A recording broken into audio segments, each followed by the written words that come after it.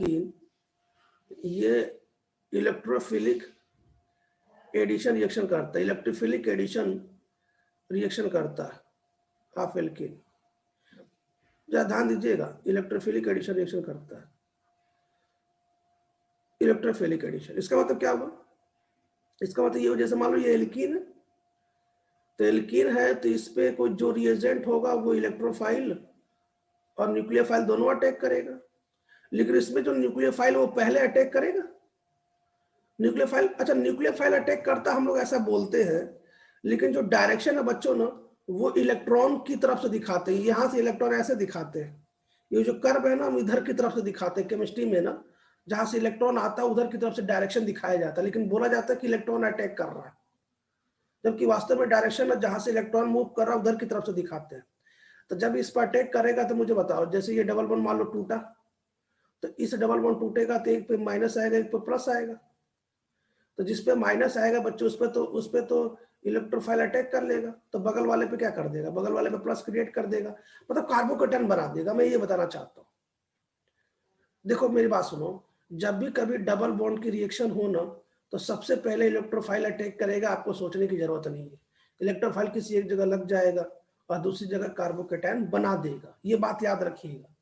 अब इस कार्बोकेटायन को हम लोग देखेंगे और बताएंगे कि ये क्लासिकल कार्बोकेटायन है कि नॉन क्लासिकल कार्बोकेटायन है। कैसे सर? देखो बच्चों, क्लासिकल कार्बोकेटायन के बारे में सुन लो। अभी तक आपने जो कार्बोकेटायन देखा है, कौन से कार्बोकेटायन देखा है? ऐसा कार्बोकेटायन बने जो कि रीअरेंज हो। अभी तक आपने जो भी कार्बोकेटायन देखा है कि जिसका अरेंजमेंट होता है बच्चों, उसी को क्लासिकल कार्बोकेटायन कहते हैं। कोई क्लासिकल कार्बोकेटायन कोई अलग नाम नहीं है। ऐसा कोई कार्बन जिसपे प्लस हो, जिसका अरेंजमेंट हो सके, उसे क्लासिकल कार्बोकेटायन कहते हैं। और नॉन क्लासिकल क्या है? नॉन क्लासिकल क्या है? जिसमें कोई रीअरेंजमेंट ना हो, बस।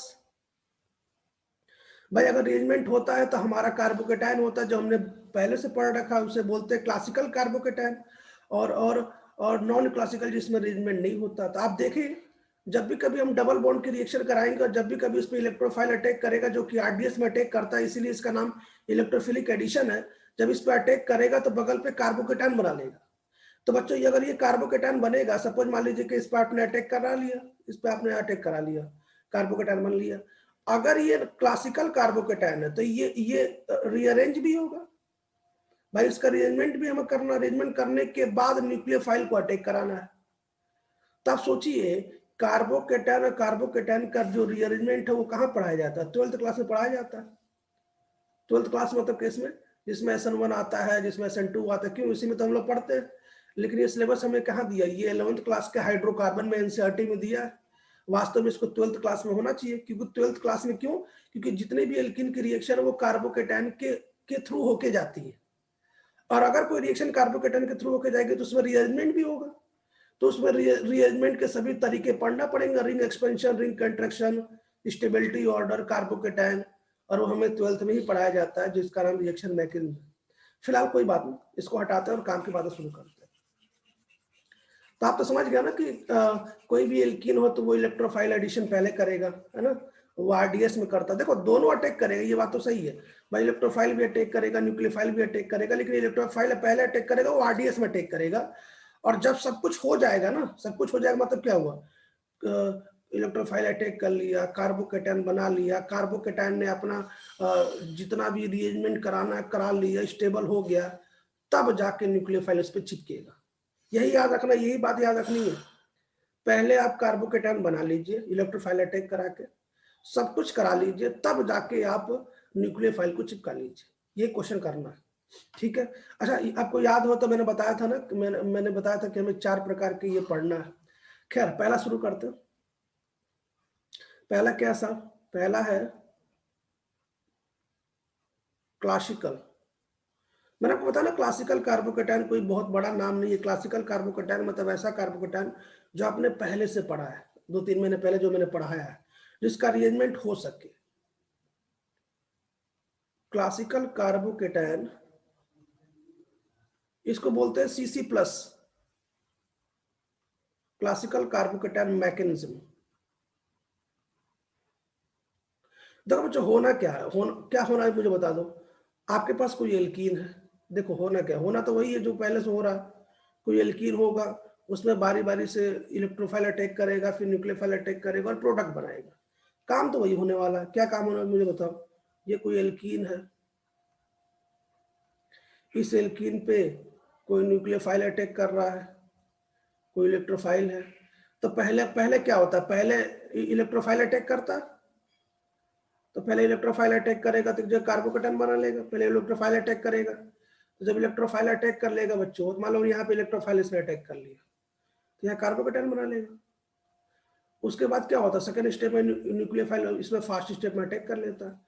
कुल मिला के होगा तो यही ना, चाहे क्लासिकल कार्बोकेटाइन पढ़ो चाहे नॉन क्लासिकल कार्बोकेटाइन पढ़ो, भाई क्या होगा, डबल बॉन्ड टूटेगा और इलेक्ट्रोफाइल न्यूक्लियोफाइल दोनों चिपक जाएगा। मतलब नॉर्मल भाषा में अगर बोले तो, लेकिन अगर वास्तव में जेई और नीट की भाषा में बोले तो क्या बोलेंगे कि सबसे पहले इलेक्ट्रोफाइल अटैक करता है आरडीएस में, जो कि स्लो स्टेप है, इसलिए इसका नाम इलेक्ट्रोफिलिक एडिशन। उसके बाद फास्ट स्टेप में न्यूक्लियोफाइल अटैक कर लेता। ठीक है, खैर शुरू करते हैं क्लासिकल कार्बोकेटाइन। इसकी मैं मैकेनिज्म बताने जा रहा हूँ, मैकेनिज्म।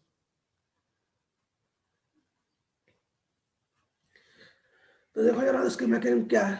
इसकी मैकेनिज्म ये है, मैंने आपको बताया था ना केवल 4 प्रकार के हमें सिलेबस में पढ़ना है। 4 में जो 2 है वो क्लासिकल कार्बोकेटाइन मैकेनिज्म के थ्रू जाता है, और जो जो नीचे का 2 है वो नॉन क्लासिकल कार्बोकेटाइन के थ्रू जाता है। मैंने कल बताया था ना, और वही हमारे सिलेबस में है। जब आप उसको एल्कोहल और हेलो एल्किन पढ़ेंगे तो आपको सिलेबस में वो दिखाई देगा। जब देखो क्या करना, जैसे मान लो कि ये आपके एल्कीन है, ये आपका एल्कीन है। अभी मैं ऐसा नॉर्मल एल्कीन ले रहा हूँ, बाद में सिमेट्रिकल और नॉन सिमेट्रिकल का मामला देखेंगे जिससे आप परेशान है, जो कि मार्कोनिकॉफ का नियम है। ये है बच्चों, ठीक है। तो जरा सबसे पहले क्या होता है, सबसे पहले क्या होता है, सबसे पहले इलेक्ट्रोफाइल अटैक करता है इस कार्बन डबल बॉन्ड पे। हम बोलते हैं इलेक्ट्रोफाइल अटैक करता है, मैं बार बार कह रहा हूँ, लेकिन इलेक्ट्रॉन का जो मूवमेंट उसकी डायरेक्शन से ये कर्व दिखाया जाता है। भाई इलेक्ट्रॉन कहाँ पे, पाई इलेक्ट्रॉन उधर है ना, तो पाई इलेक्ट्रॉन की डायरेक्शन इलेक्ट्रोफाइल की तरफ दिखाया जाता है केमिस्ट्री में। जबकि हम क्या बोलते हैं, सबसे पहले इलेक्ट्रोफाइल अटैक करता है, और यही आपका आरडीएस है, तभी तो इसका नाम इलेक्ट्रोफिलिक एडिशन है। तो जब जब ये अटैक करेगा बच्चों, मान लो इस पर अटैक किया, मान लो इलेक्ट्रोफाइल ने इस पर अटैक कर लिया, तो ये सामने वाले को कार्बोकेटाइन बना देगा। और यही आपका इंटरमीडिएट है, इंटरमीडिएट समझते हैं ना, इंटरमीडिएट जो रिएक्शन के, ये कार्बोकेटाइन बन गया, ये कार्बोकेटाइन, ये क्या है, इंटरमीडिएट है। इंटरमीडिएट मतलब रिएक्शन के बीच में बनता है, ये कार्बोकेटाइन इंटरमीडिएट रिएक्शन के बीच में बनता है। यहाँ पे जो रीअरेंजमेंट है, यहाँ पे जो रीअरेंजमेंट है, ये रीअरेंजमेंट यहाँ पे पॉसिबल भी है। तभी तो इसको मैंने बोला क्लासिकल कार्बोकेटाइन मैकेनिज्म। क्यों, क्योंकि यहाँ पे जो कार्बोकेटाइन बनता है क्लासिकल है। क्लासिकल मतलब वो रीअरेंज में हो सकता है, यहाँ पे जो अरेंजमेंट हो पॉसिबल है। पॉसिबल मतलब क्या हुआ, यदि जरूरत है, स्टेबल है, तो आप अरेंजमेंट करा दीजिए। ठीक है यहाँ तक। इसके बाद क्या होता है सेकंड स्टेप में, इसके बाद ये होता है कि न्यूक्लियोफाइल आता है। न्यूक्लियोफाइल किस स्टेप में आएगा, फास्ट स्टेप में आएगा। याद रखिएगा, सबसे पहले इलेक्ट्रोफाइल आरडीएस में अटैक करेगा, कार्बोकेटाइन बनेगा, कार्बोकेटाइन का जितना भी काम है सब करा लो, उसके बाद न्यूक्लियोफाइल को चिपका दो। यही काम करना हमें प्रोडक्ट बनाने में ना, कभी बिल्कुल वो जहां भी स्टेबल कार्बोकेटाइन बनता है ना, आप बनाइए, रिअरेंजमेंट जितना कराना हो करा लीजिए, तब जाके न्यूक्लियोफाइल को चिपका लीजिए। जब न्यूक्लियोफाइल को चिपकाएंगे तो बोलो क्या बनेगा मुझे बताओ। यहाँ पे तो इलेक्ट्रोफाइल आपने पहले चिपका रखा है, और ये कार्बन में न्यूक्लियोफाइल अब जाके चिपका फास्ट स्टेप में, और ये ऐसे प्रोडक्ट बन जाता है।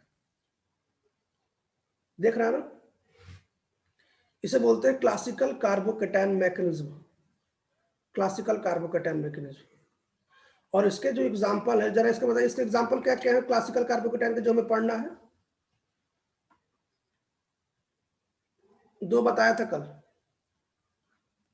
क्या क्या बताया था, एक तो बताया था किसका, HX का, दूसरा क्या बताया था, H2O।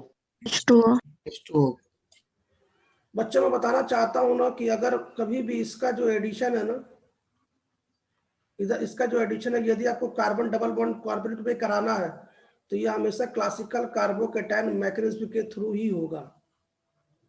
मतलब ये जो सीन एकदम वही होगा। और एक बात और सुन लीजिए, ये जो आपने पहला पढ़ा ना, इसी में मार्कोनिकॉफ का नियम भी पढ़ना है। इसका मतलब क्या हुआ, मार्कोनिकॉफ का नियम क्लासिकल कार्बोकेटाइन के थ्रू जाता है। क्यों, क्योंकि मार्कोनिकॉफ का नियम याद करिए, जब भी कभी कार्बन डबल बॉन्ड कार्बन में कोई HX का ऐड होता, आपने सुना होगा, कोई HX जब इस पे ऐड होता है तो वो जो मार्कोनिकॉफ की कहानी जस्ट आज पढ़ाने वाला हूं, तो बच्चों वो क्लासिकल कार्बोकेटाइन की मैकेनिज्म के थ्रू जाती है। क्यों? एक बार फिर सुन लीजिए, क्लासिकल कार्बोकेटाइन किसे कहते हैं? जब भी कभी किसी एल्कीन पे जब इलेक्ट्रोफाइल अटैक करता है तो जस्ट बगल में कार्बोकेटाइन बनाता है। वो कार्बोकेटाइन इंटरमीडिएट हो जो रिएक्शन के बीच में बनता है और वो रीअरेंजमेंट हो सकता है, इसलिए इसको क्लासिकल कार्बोकेटाइन मैकेनिज्म कहते हैं। और जब सब कुछ हो जाए तब जाके न्यूक्लियोफाइल चिपका दीजिए और आंसर।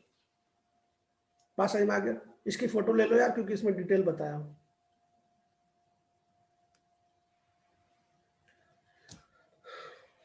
ऐसा बाद में ना कहना कि सर क्या डाउट है, देख लो अभी क्लासिकल कार्बोकेटाइन में अभी बताएंगे।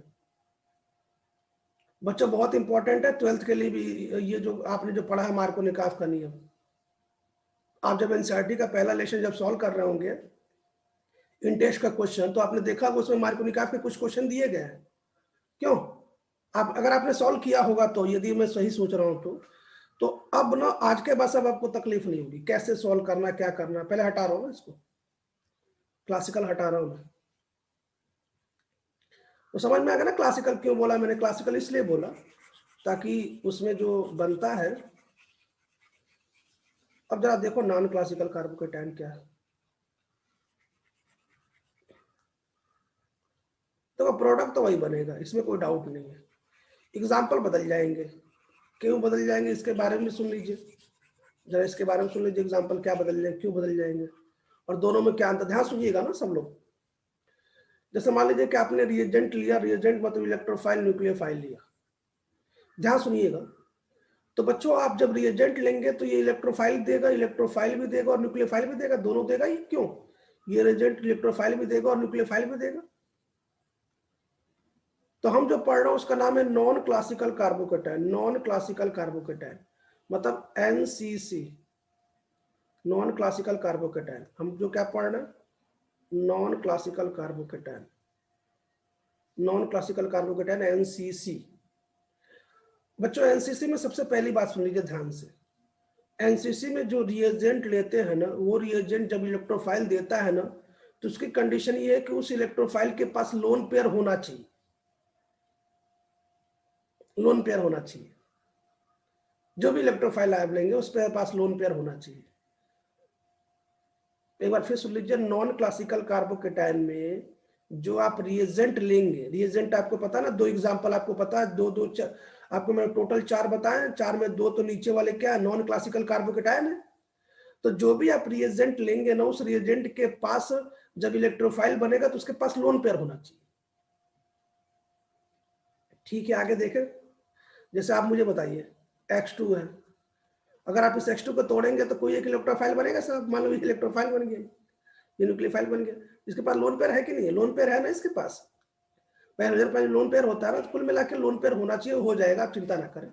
खैर, अब होता कैसे, मान लीजिए कि आपके पास ये कोई कार्बन डबल बॉन्ड कार्बन है, तो नॉन क्लासिकल कार्बोकेटाइन की सबसे पहली बात समझ में आ गई। अब देखो बच्चों, सबसे आपको तो पता है सबसे पहले इलेक्ट्रोफाइल अटैक करेगा। इलेक्ट्रोफाइल क्यों सबसे पहले अटैक करेगा? क्योंकि इलेक्ट्रोफिलिक एडिशन रिएक्शन है, इलेक्ट्रोफिलिक एडिशन रिएक्शन में आरडीएस में किसी भी एल्कीन पे सबसे पहले इलेक्ट्रोफाइल अटैक करता है। तो जब इलेक्ट्रोफाइल अटैक करेगा तो क्या करेगा, कार्बोकेटाइन बना लेगा। क्यों? ये इलेक्ट्रोफाइल इसने अटैक कर लिया, यहाँ पे इलेक्ट्रोफाइल यहाँ पे अटैक कर लिया। याद रखिए इलेक्ट्रोफाइल के पास लोन पेयर होना चाहिए ना, और बगल में इसने क्या किया, कार्बोकेटाइन बना लिया। अब ये जो इलेक्ट्रोफाइल जिसके पास लोन पेयर है ना, ये क्या करता है, इस कार्बोकेटाइन पर अटैक करता है। क्यों? स्टेबिलिटी के चक्कर में अटैक कर लेता है। भाई इसको लगा कि प्लस एम मिल जाएगा। भाई अगर किसी के पास लोन पेयर हो, बगल में कोई कार्बोकेटाइन हो, तो प्लस एम के चक्कर में ये काम ऐसा कर लेता है। जरा देखिएगा ध्यान से। तो इसके बाद क्या होता है, इसके बाद एक साइक्लिक केटायन की रिंग बनती है, साइक्लिक केटायन रिंग बनता है। कैसे? देखो ये कार्बन डबल बॉन्ड कार्बन है ही, थोड़ा सा मैं नीचे बनाता हूँ, ये कार्बन डबल बॉन्ड कार्बन है, ये 2 बॉन्ड उसके बना दिए मैंने। और जैसे अटैक करता है ना, तो ये इलेक्ट्रोफाइल क्या करता है ना, इस प्लस चार्ज को खुद के ऊपर ले लेता है और ऐसे साइक्लिक केटायन बना लेता है। साइक्लिक केटायन है ये, मैंने साइक्लिक केटायन बोला है, मैंने साइक्लिक कार्बोकेटायन नहीं बोला है। कार्बोकेटायन क्या मतलब क्या हुआ, जब प्लस वास्तव में सी के पास हो, और केटायन मतलब जब प्लस किसी और के पास हो, तो मैंने साइक्लिक केटायन बोल दिया। और बच्चों यही आपका इंटरमीडिएट है, मतलब जो बीच में बनता है। और इसके बाद जरा इंपॉर्टेंट लाइन सुन लीजिए बच्चों, ये रीअरेंज नहीं हो सकता, नो रीअरेंजमेंट, नो रीअरेंजमेंट बच्चों। इसीलिए इसीलिए इसको नॉन क्लासिकल कार्बोकेटायन मैकेनिज्म कहते हैं। क्यों? क्योंकि जो इलेक्ट्रोफाइल के पास जो लोन पेयर होता है ना, वो क्या करता है, इंटरनल ही इस कार्बोकेटायन पर अटैक करके एक साइक्लिक रिंग बना लेता है, और उस कार्बोकेटायन के जो प्लस चार्ज को उसको खुद इलेक्ट्रोफाइल अपने आप पे ले लेता है, और एक साइक्लिक केटायन इंटरमीडिएट बनाता है जो कि रिअरेंजमेंट नहीं हो सकता। ठीक है, अब उसके बाद क्या होता है, उसके बाद न्यूक्लियोफाइल आता है फास्ट स्टेप में। अब मैं आपको एक बात बता दूं, न्यूक्लियोफाइल ना फ्रंट से नहीं आ सकता, बैक साइड से आना पड़ेगा। क्यों? क्योंकि देखो फ्रंट साइड बहुत एरिया कंजेस्टेड है, बहुत भीड़ भाड़ है, तो फ्रंट से नहीं आ सकता। ये तो बैक साइड से दिया तो इधर आएगा या तो इधर आएगा, तो जहां पे सबसे ज्यादा क्राउडिंग होगी वहीं आएगा। ये सब बताऊंगा मैं, क्यों, जब आपको वो 2 रिएक्शन पढ़ाऊंगा तभी तो उसमें हम लोग सीखेंगे नॉन क्लासिकल कार्बोकेटायन पे। तो ये जो आता है उसके बाद बैक साइड से आता है और ये प्रोडक्ट बना लेता है। ये आपका नॉन क्लासिकल कार्बोकेटायन है। इसमें क्या क्या एग्जाम्पल है, इस पे एग्जाम्पल ये है, तो यदि किसी एल्कीन की रिएक्शन, यदि आप X2 से कराएं या HOX से कराएं, हाइपोलस एसिड से कराएं, तो बच्चों ये दोनों जो रिएक्शन है वो नॉन क्लासिकल कार्बोकेटायन के थ्रू जाती है। इसका मतलब क्या हुआ, इसका मतलब ये हुआ कि इसमें कार्बोकेटायन तो बनाइए लेकिन रीअरेंजमेंट ना कराइए, रीअरेंजमेंट ना कराएं प्लीज। कार्बोकेटायन बनाइए, क्योंकि अरेंजमेंट क्यों नहीं पॉसिबल है, क्योंकि उसके पास जो इलेक्ट्रोफाइल के पास जो लोन पेयर है ना, उस कार्बोकेटायन के प्लस को अपने आप पे ले लेता है और एक साइक्लिक रिंग बना देता है, साइक्लिक केटायन रिंग बना देता है, जो कि अरेंजमेंट पॉसिबल नहीं है। ठीक है, तो मुझे बताओ क्लासिकल और नॉन क्लासिकल में अंतर क्या है। क्लासिकल में कार्बोकेटायन बनता है जो रीअरेंजमेंट हो सकता है और उसके बाद प्रोडक्ट बनाना है आपको। नॉन क्लासिकल में क्या है, नॉन क्लासिकल में किसी प्रकार का कोई रीअरेंजमेंट नहीं होता है। ठीक है, अब एक एक करके पढ़ते हैं। क्या पढ़ेंगे सबसे पहले हम पढ़ेंगे वो जो 4 में से सबसे पहले क्या पढ़ेंगे, HX पढ़ेंगे। किसी भी, अच्छा हम क्या कर रहे हैं मुझे एक बात बताओ, हम किसी भी एल्कीन पर क्या करा रहे हैं, एडिशन रिएक्शन करा रहे हैं, एडिशन रिएक्शन। तो एडिशन रिएक्शन कितने मैकेनिज्म के थ्रू होता है, 4 2, एक क्लासिकल और एक नॉन क्लासिकल। क्लासिकल कौन कौन करता है, क्लासिकल करता है HX करता है और साथ में H2O करता है। ये कौन सा मैकेनिज्म है, ये क्लासिकल कार्बोकेटायन। हम इसको पहले पढ़ेंगे भाई, इसको पढ़ेंगे नंबर 1 नंबर 2। इसके बाद क्या पढ़ेंगे, नंबर 3 पे ये पढ़ेंगे X2, और इसके बाद नंबर 4 पे ये पढ़ेंगे। जब ये चारों पढ़ लेंगे तो एल्कीन समाप्त हो जाएगा। और जब कभी, मुझे एक बात बताओ, जब कभी मान लो आपके पास कोई एल्कीन है और उसके सामने कभी भी आपको X2 ऐड करने के लिए है, आपने देखा होगा किसी एल्कीन के सामने Cl2 Br2 बोले जाए साहब ऐड करके दिखाओ, तो हम क्या बोलेंगे, साहब ये रिएक्शन तो बड़ा सिंपल है। क्यों? क्योंकि नॉन क्लासिकल कार्बोकेटायन के थ्रू जाता है। अच्छा मान लो कभी ऐसा है और उसके सामने पानी H2 ऐड करने के लिए है। अच्छा बच्चों, किसी एल्कीन पे H2 ऐड करने की 3 मेथड, 3 मेथड कौन कौन से, वो तो अभी देखेंगे। कुछ दिन पहले जब मैंने पेपर दिया था याद करो, मैंने लिखा था डायल्यूट H2SO4, डायल्यूट H2SO4 या H3O+। बच्चों ये दोनों मेथड से हम पानी ऐड कर सकते हैं। एक पहला मेथड है, दूसरा है ऑक्सीमर्क्यूरेशन डीमर्क्यूरेशन, ये भी आपका अल्कोहल पानी ऐड करने का मेथड है। तीसरा है हाइड्रोबोरेशन ऑक्सीडेशन, तीनों से हम ऐड कर सकते हैं। तो ये पढ़ लेंगे, फिर ये पढ़ लेंगे। इसके बाद जब हम कभी रिएक्शन HX से कराएंगे तब भी बोलेंगे साहब ये भी तो इलेक्ट्रोफिलिक एडिशन है, लेकिन ये कौन सा एडिशन है, ये क्लासिकल कार्बोकेटायन एडिशन है। कुल मिलाकर हमें इस प्रकार ऐसे पढ़ना है। बात समझ में आ गया हमें क्या पढ़ना क्या करना। तो एक एक करके शुरू करता है। अब इसकी फोटो लीजिए ताकि मैं पहला बताऊं फास्ट। आप सभी को क्लियर हो गया ना कि हमें 4 रिएक्शन पढ़नी है, 4 में 2, देखो सबका तो एडिशन कराना, सबका प्रोडक्ट वही बनाना है, तो प्रोडक्ट तो वही बनेगा, देख लो।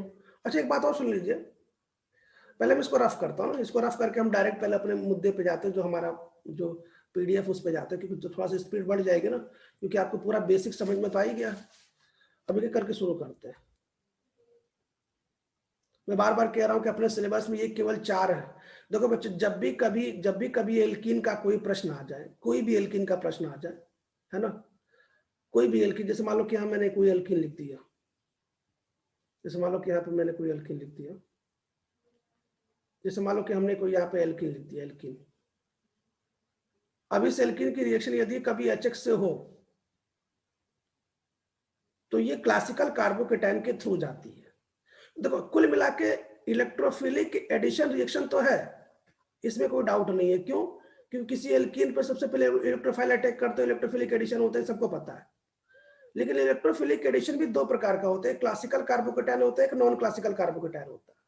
तो जब कभी ऊपर के 2 आ जाएंगे तो हम क्लासिकल कार्बोकेटाइन के थ्रू अपना रिएक्शन करके प्रोडक्ट बनाएंगे, और जब कभी नीचे के आएंगे तो हम नॉन क्लासिकल कार्बोकेटाइन के थ्रू जाके प्रोडक्ट बनाएंगे। मैं बार बार कह रहा हूं। अच्छा बच्चों, इससे क्या बनेगा? इससे हेलो एल्केन बनेगा, इससे हेलो एल्केन बनेगा, एल्कोहल बनेगा। तो कुल मिला के हम हेलो एल्केन, हेलो एल्कोहल बनाने का ये मेथड भी है। मैं आपको बताना चाहता हूं कि SN1 SN2 UNVT से हमने एल्कोहल और हेलोएरिन और हेलो एल्केन के हमने केमिकल प्रॉपर्टी पढ़े। केमिकल मतलब उसके केमिकल रिएक्शन क्या क्या होते हैं, और इससे हम क्या पढ़ेंगे? इससे हम इसका प्रिपरेशन पढ़ेंगे कि ये कैसे बनता है, कैसे हमें समझ में आ जाएगा। देखते हैं, शुरू करते हैं। सबसे पहला, तो सबसे पहले लिस्ट में हमारे पास क्या है, मुझे बताओ। क्या हमारे सबसे पहले हमारे लिस्ट में HX का एडिशन है किसमें? एल्कीन पे। क्या ये क्लासिकल कार्बोकेटाइन मैकेनिज्म के थ्रू जाता है? सबसे पहले ये है ना, 4 हमें पढ़ना, सबसे पहले यही पढ़। तो मुझे बताओ सबसे पहले क्या होगा? सबसे पहले इसमें एक इलेक्ट्रोफाइल बनेगा जिसका नाम H+ है, और यही RDS है, और यही इस पर अटैक करेगा। जिस पर अटैक करेगा तो एक जगह कार्बोकेटाइन बना लेगा। ये कार्बोकेटाइन इंटरमीडिएट रीअरेंजमेंट भी हो सकता है। उसके बाद फास्ट स्टेप में ये न्यूक्लियोफाइल इस पर अटैक कर लेगा और प्रोडक्ट बना लेगा। एक बात और सुन लीजिए, इस कार्बोकेटाइन पे इस न्यूक्लियोफाइल के अटैक करने की संभावना दोनों साइड से है। तो यदि कभी काइरोनोल का मामला हो तो उसको भी आप समझ लीजिएगा, जो आप बचपन समझते आ रहे हैं। अब इसके इंपॉर्टेंट पॉइंट सुन लीजिए, ध्यान सुनिए। अच्छा मुझे एक बात बताओ, मैं आपसे क्वेश्चन पूछना चाहता हूँ। हम लोग क्या पढ़ रहे हैं? हम लोग इलेक्ट्रोफिलिक एडिशन रिएक्शन पढ़ रहे हैं। अगर मैं पूछूं कि इलेक्ट्रोफिलिक एडिशन रिएक्शन की रेट अगर ज्यादा करनी है, अगर मैं पूछूं कि इलेक्ट्रोफिलिक एडिशन रिएक्शन की रेट ज्यादा किसमें होगी, तब क्या करेंगे? सर नियम यह है कि जो इंटरमीडिएट जितना ज्यादा स्टेबल होता है उस रिएक्शन की रेट उतनी फास्ट होती है। इसका मतलब यदि आपने सर हमें 4 ऑप्शन दिया ABCD, और आपने पूछा कि बताओ इसमें इलेक्ट्रोफिलिक एडिशन किसमें फास्ट होगा, तो हम क्या चेक करेंगे? किसमें कार्बोकेटाइन सबसे ज्यादा स्टेबल बन रहा है। याद रखना इंपॉर्टेंट है, ये JEE नीट में सब पहला तरीका क्वेश्चन क्या है कि इनमें से किसमें इलेक्ट्रोफिलिक एडिशन की रेट फास्ट होगी। तो हम क्या बोलेंगे कि साहब जितना ज्यादा स्टेबल कार्बोकेटाइन बनेगा उसमें सबसे फास्ट होगी। तो क्या करना? कुछ नहीं करना, आपको कार्बन डबल बॉन्ड में इस डबल बॉन्ड को तोड़ के चेक करना कि कहां पे कार्बोकेटाइन सबसे स्टेबल है, उसको बोलना साहब इसमें सबसे फास्ट हो जाएगी। अभी हम क्वेश्चन करने वाले हैं। फिलहाल की पॉइंट जरा देखिए। सबसे पहला कि जो पहला स्टेप होता है वो स्लो स्टेप होता है, जिसमें इलेक्ट्रोफाइल एल्कीन पर अटैक करता है। वो इलेक्ट्रोफाइल कौन सा? H+ होता है। जो इंटरमीडिएट रिएक्शन का वो कार्बोकेटाइन होता है। दूसरी बात, यहाँ पर रीअरेंजमेंट पॉसिबल है, ये भी आप जानते हैं कि क्लासिकल कार्बोकेटाइन है। जो सेकेंड फास्ट स्टेप होता है वो न्यूक्लियोफाइल है, वो सेकेंड फास्ट स्टेप में आता है न्यूक्लियोफाइल, और वो कार्बोकेटाइन पे अटैक करके एडिशन प्रोडक्ट देता है। एक बात और सुन लीजिए, रिएक्शन की जो शुरुआत होती है वो इलेक्ट्रोफाइल ही करता है, याद रखिएगा। ये जो कार्बोकेटाइन है ना, इसकी जो शुरुआत है वो इलेक्ट्रोफाइल ही करता है। इलेक्ट्रोफाइल यदि नहीं आता और इस पर अटैक नहीं करता और कार्बोकेटाइन नहीं बनाता तो ये रिएक्शन नहीं होता। मैं आपको ये बताना चाहता हूं कि न्यूक्लियोफाइल चूंकि फास्ट स्टेप में आता है तो इसका रिएक्शन पे कोई फर्क नहीं पड़ता। क्यों? क्योंकि आप दुनिया का कोई भी न्यूक्लियोफाइल ले लें, बिल्कुल बिल्कुल जिसमें जान नहीं है वो भी ले लें, बात वो भी जाकर अटैक करके प्रोडक्ट बना लेगा। इस रिएक्शन को शुरू करने वाला काम कौन करता है? इलेक्ट्रोफाइल अटैक करता है, इलेक्ट्रोफाइल शुरू करता है। बाकी दुनिया का कोई भी ऑलमोस्ट न्यूक्लियोफाइल इस रिएक्शन को करा सकता है। क्यों? क्योंकि न्यूक्लियोफाइल तो फास्ट स्टेप में आता है। मैंने बताया था ना फर्स्ट स्टेप में किसी प्रकार का कोई भी परिवर्तन करें रिएक्शन की रेट पे कोई फर्क नहीं पड़ता, तो कोई भी न्यूक्लियोफाइल काम कर सकता। खैर जो रिएक्शन की रेट है ना इलेक्ट्रोफिलिक एडिशन की, वो स्टेबिलिटी ऑफ कार्बोकेटायन पे डिपेंड करते हैं। जितना ज्यादा स्टेबिलिटी ऑफ कार्बोकेटायन उतनी रिएक्शन फास्ट हो जाएगी। खैर एक एग्जांपल पढ़ता है। सबसे पहला एग्जांपल, हमारे सामने 3 एल्कीन है, ये पहला एल्कीन है, ये दूसरा एल्कीन है, ये तीसरा एल्कीन है। क्वेश्चन ये कह रहा है कि इसमें इलेक्ट्रोफिलिक एडिशन रिएक्शन की रेट क्या होगी, किसमें सबसे फास्ट होगी। तो मुझे बताइए किसमें सबसे फास्ट होगी। सी। सी में क्यों होगी? देखो आपको कार्बोकेटायन बनाना है, तो सी में सबसे, ये कार्बोकेटायन सबसे स्टेबल है, ये कार्बोकेटायन, उसके बाद ये कार्बोकेटायन, तो कहीं बना लीजिए। तो सबसे ज्यादा सी हो जाएगा, फिर बी हो जाएगा, फिर ए हो जाएगा। देखो कुछ नहीं करना, मुझे एक बात बताओ, आपका मैंने क्या बोला, कार्बन डबल बॉन्ड में ये कार्बन डबल बॉन्ड तोड़ के कहीं भी एक जगह केटायन बना लीजिए, कार्बोकेटायन। अब आप कसम खा के नहीं बैठे ना कि यही बनाएंगे आप, भाई जहां स्टेबल बनता वही बनाएंगे ना भाई साहब। इस कार्बन पे ये कार्बोकेटायन ज्यादा स्टेबल है, क्यों? क्योंकि दो दो मिथाइल का प्लस ही लग रहा है, तो आप इधर बना लीजिए, क्या दिक्कत है। मैंने आपको बोला था ना, सबसे पहले स्टेबल कार्बोकेटायन बनाना है, फिर न्यूक्लियोफाइल को अटैक करना है, ठीक है। बचता दूसरा क्वेश्चन देखिए, इसका नाम स्टाइरिन होता है। स्टाइरिन आप याद करें, मैंने क्या बताया था, बेंजीन पे यदि CH डबल बॉन्ड CH2 लगा दे तो इसका नाम स्टाइरिन होता है, स्टाइरिन। और बच्चों इसका नाम स्टिबलीन होता है, स्टिलबीन होता है, स्टिलबीन। यदि दोनों बेंजीन लगा दे तो इसका नाम स्टिलबीन होता है। अब इसकी रिएक्शन भी मैं HX से करा रहा हूँ, इसकी रिएक्शन भी HX से करा रहा हूँ। तो प्रश्न है इसकी जो रेट R1 है, इसकी रेट R2 है, दोनों में किसकी रेट ज्यादा होगी। तो बच्चों वास्तव में देखने से R2 ज्यादा दिख रहा है, तो कोई बात नहीं, पहले रिएक्शन करा लेते हैं। रिएक्शन कैसे कराएंगे मुझे बताओ। रिएक्शन कराने का टेक्निक ये है कि आप डबल बॉन्ड को तोड़ दीजिए और कहीं भी एक कार्बोकेटायन बना लीजिए। तो कार्बोकेटायन यहाँ बनाने में फायदेमंद है, क्यों? क्योंकि यहाँ पे बेंजीन का उसको स्टेबिलिटी मिल जाएगी रेजोनेंस वाली, सही है। अब इन दोनों में से कोई भी एक जगह कार्बोकेटायन बना लीजिए, कोई भी एक ही जगह बना पाएंगे आप, डबल बॉन्ड तोड़ के यहाँ बना लीजिए, मान लीजिए, और एक यहाँ बन गया। पहले इधर देखिए, इस बेंजीन से रेजोनेंस की स्टेबिलिटी भी है और साथ में यहाँ पे हाइपर कॉन्जुगेशन से 3 अल्फा H भी है, क्यों? अब इधर देखिए, यहाँ पे रेजोनेंस की स्टेबिलिटी तो है, यहाँ किसी को 2 अल्फा H भी दिख रहा होगा, लेकिन मैंने बताया था कि बेंजीन -I भी लगाता है, क्योंकि बेंजीन दूर है। देखो मैं रेजोनेंस तो कर नहीं पाएगा, कॉन्जुगेशन मेंटेन तो है नहीं, तो क्या करेगा, -I लगा देगा, और -I लगा देगा तो इसकी रेट को थोड़ा कम कर देगा। इसलिए बच्चों R1 ज्यादा है R2 से। क्लियर है ना, समझ में आ गया। क्वेश्चन नंबर 2 देखिए, क्वेश्चन नंबर 2 यही कह रहा है कि किसमें इलेक्ट्रोफिलिक एडिशन ज्यादा होगा। तो सब जगह एल्कीन है, तो सब जगह बना दो, ये कार्बोकेटायन यहाँ बना दो, ये कार्बोकेटायन यहाँ बना दो, ये कार्बोकेटायन यहाँ बना दो, ये कार्बोकेटायन यहाँ बना दो। अब देख लो कौन सा कार्बोकेटायन सबसे ज्यादा सुखी है, चेक कर लो। तो जरा सेकंड के बारे में देखो, सेकंड का यहाँ +M लग रहा, सेकंड में +M ज्यादा तगड़ा लग रहा सेकंड में, तो +M कार्बोकेटायन को स्टेबल करेगा। जरा फर्स्ट में देखो, फर्स्ट में कुछ भी नहीं लग रहा, लेकिन जरा फोर्थ पे विचार करो। फोर्थ पे मैंने आपको बताया था ना, क्लोरीन का -I ज्यादा इफेक्ट होता है हैलोजन फैमिली का +M से, तो भाई -I तो मेरा बेकार करेगा ना। और थर्ड में तो -I -M दोनों लग रहा था, ये सबसे बेकार हो जाएगा, थर्ड सबसे बेकार, फोर्थ उसके बाद। कम से कम फर्स्ट तो अच्छा है ना इन सभी से, उसमें कुछ नहीं लग रहा। और क्या, समझ में आ गया ना कैसे करना है। ये तो क्वेश्चन आप तो कर ही लोगे, क्योंकि आपको रिएक्शन मेकिंग में अच्छे से आता है, GOC आपको अच्छे से आता है। तो मैंने क्या बताया, एक बार फिर सुनो, मैंने क्या बोला, एक बार देखो। मोर क्राउडेड पोजीशन पे कार्बोकेटायन बना है, ठीक है, क्योंकि आपको पता है ना कार्बोकेटायन हमेशा मोर क्राउडेड पे बनता है और कार्बोनायन कम क्राउडेड पे बनता है। देन कार्बोकेटायन की स्टेबिलिटी चेक कर ले, और क्या। सबसे पहले मोर कार्बोकेटायन के बना ले, स्टेबिलिटी चेक कर ले। तो शुरू करते हैं भैया, मैं पहले आपको स्टार्ट करता हूं, मैं पहले बताऊंगा, उसके बाद मार्कोनिकॉफ शुरू करेंगे। तो अब रिएक्शन शुरू करते हैं। रिएक्शन मतलब जो पहले ये जो तरीके से क्वेश्चन आता है वो मैंने करा दिया। अब रिएक्शन बताने जा रहा, जरा ध्यान से देखिएगा, मैं इसको रफ कर रहा हूँ। तो बच्चों सबसे पहला हम लोग पढ़ने जा रहे हैं एल्कीन का HX वाली रिएक्शन, है ना। याद रखिए उसमें मार्कोनिकॉफ भी आने वाले हैं, बहुत इंपॉर्टेंट नियम है मार्कोनिकॉफ। आपने उसमें खरास इफेक्ट भी पढ़ा था, कोई बताएगा खरास इफेक्ट क्या होता है? एंटी मार्कोनिकॉफ रूल आपने पढ़ा होगा, पढ़ा कि नहीं पढ़ा? एंटी मार्कोनिकॉफ रूल पढ़ा है ना, किसी को पता है, किसी को याद है? हाँ। क्या होता है?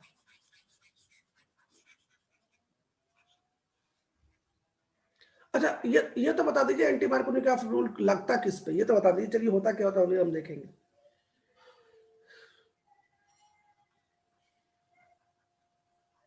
बताइए साहब किस पे लगता है?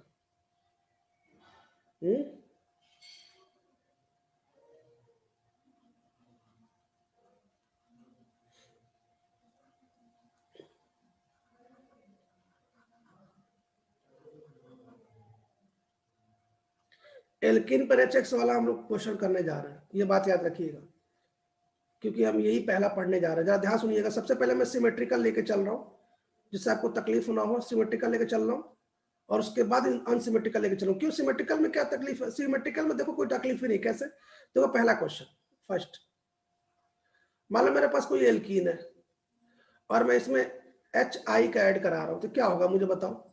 ये कोई एल्कीन है तो इसका डबल बॉन्ड टूटेगा, एक जगह हाइड्रोजन अटैक कर लेगा जो कि आरडीएस होगा, और उसके बाद न्यूक्लियोफाइल में आयोडीन अटैक कर लेगा। कुल मिला के ये प्रोडक्ट बनेगा ना साहब, और क्या बनेगा।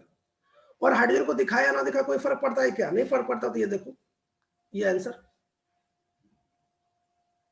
भाई पहले में यही आंसर आएगा ना। ठीक है, पहले में यही आंसर आएगा। जरा दूसरा देखो, दूसरा में देखो जरा। देखो जब तक सिमेट्रिकल एल्कीन है ना तब तक कोई समस्या नहीं, ये बात याद रखना।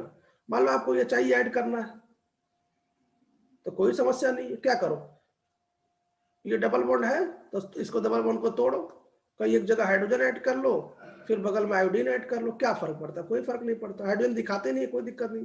ये आंसर। अच्छा, इसके ऐड करने से मुझे एक बात बताइए, इसके ऐड करने से क्या ये कार्बन कायरल हो रहा है? तो प्लस माइनस मिक्सचर बन जाएगा। मैं आपको बताना चाहता हूं कि जब तक सिमेट्रिकल एल्कीन है ना तब तक कोई समस्या नहीं है। सिमेट्रिकल एल्कीन में यदि आपने HX का ऐड किया तो डायरेक्ट प्रोडक्ट बनाइए, डबल बॉन्ड को तोड़िए, डायरेक्ट चिपकाइए, कोई कोई समस्या है ही नहीं। सिमेट्रिकल एल्कीन में कोई समस्या नहीं है। लेकिन सबसे ज्यादा प्रॉब्लम तो तब होता है ना जब जब वो अनसिमेट्रिकल हो। क्या आप हमारी बात समझ पा रहे हैं? मैं क्या बताना चाहता हूँ। सिमेट्रिकल एल्कीन में HX के ऐड पे कोई समस्या नहीं होगी। जब तीसरा क्वेश्चन देखो बच्चों, तीसरा क्वेश्चन, तीसरा क्वेश्चन क्या है? ये क्वेश्चन देखिए जरा। अब इस क्वेश्चन में यदि आपने HBr का ऐड कराया तब समस्या, समस्या क्या है? समस्या ये है कि मैं हाइड्रोजन यहां ऐड कराऊं कि हाइड्रोजन यहां ऐड कराऊं। पहली समस्या। जब हाइड्रोजन आप ऐड करा देंगे तभी तो आप Br ऐड कराएंगे, पहले तो इलेक्ट्रोफाइल ही ऐड होता है। तो बच्चों इसलिए ये क्वेश्चन अच्छा हो जाता है। क्यों? क्योंकि ये है अनसिमेट्रिकल एल्कीन। ये क्या है? Unsymmetrical alkene. Unsymmetrical alkene. और मुझे एक बात बताइए, अनसिमेट्रिकल एल्कीन पे जब भी कभी भी HBr का ऐड कराएंगे, HBr छोड़ो मैं HX लिख देता हूं, जब भी कभी HX का ऐड कराएंगे आप याद करिए यहीं से एक नियम निकल के आता जिसको बोलते हैं मार्कोनिकॉफ का नियम। याद आ रहा कुछ? क्यों? यहीं पे एक नियम आता है, इसी को बोलते हैं क्या? मार्कोनिकॉफ का रूल। क्यों? Markovnikov, Markovnikov rule.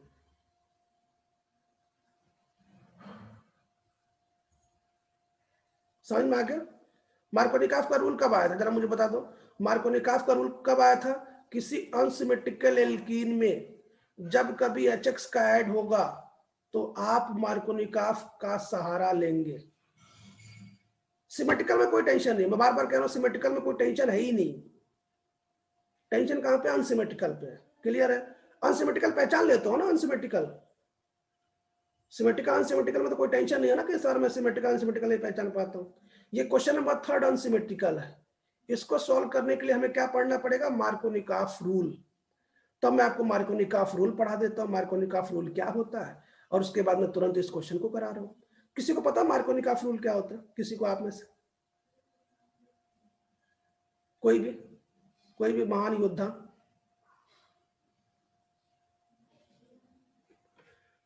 कोई भी महान योद्धा, मार्कोनिकॉफ का रूल क्या होता है पता है?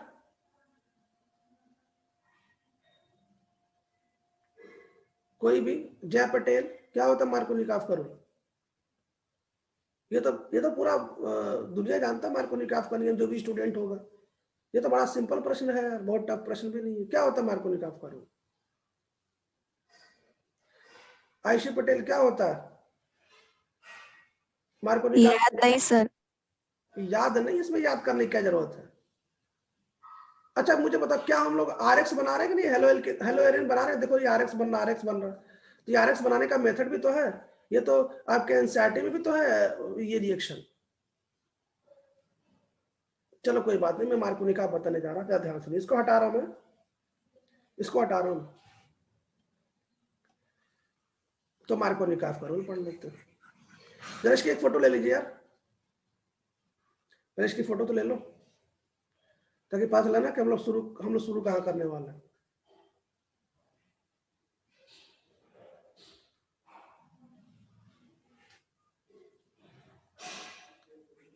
इसको हटा रहा हूं मैं। अब देखो मैं मार्कोनिकॉफ रूल बताने जा रहा हूँ। अच्छा बिना मार्कोनिकॉफ का रूल का आप ऑर्गेनिक केमिस्ट्री का पहला लेसन भी निपट लिए, बताओ।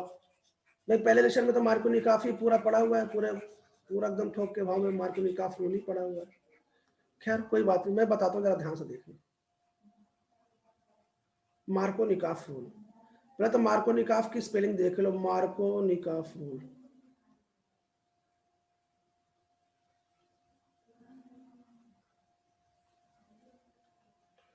मार्कोनिकॉफ रूल,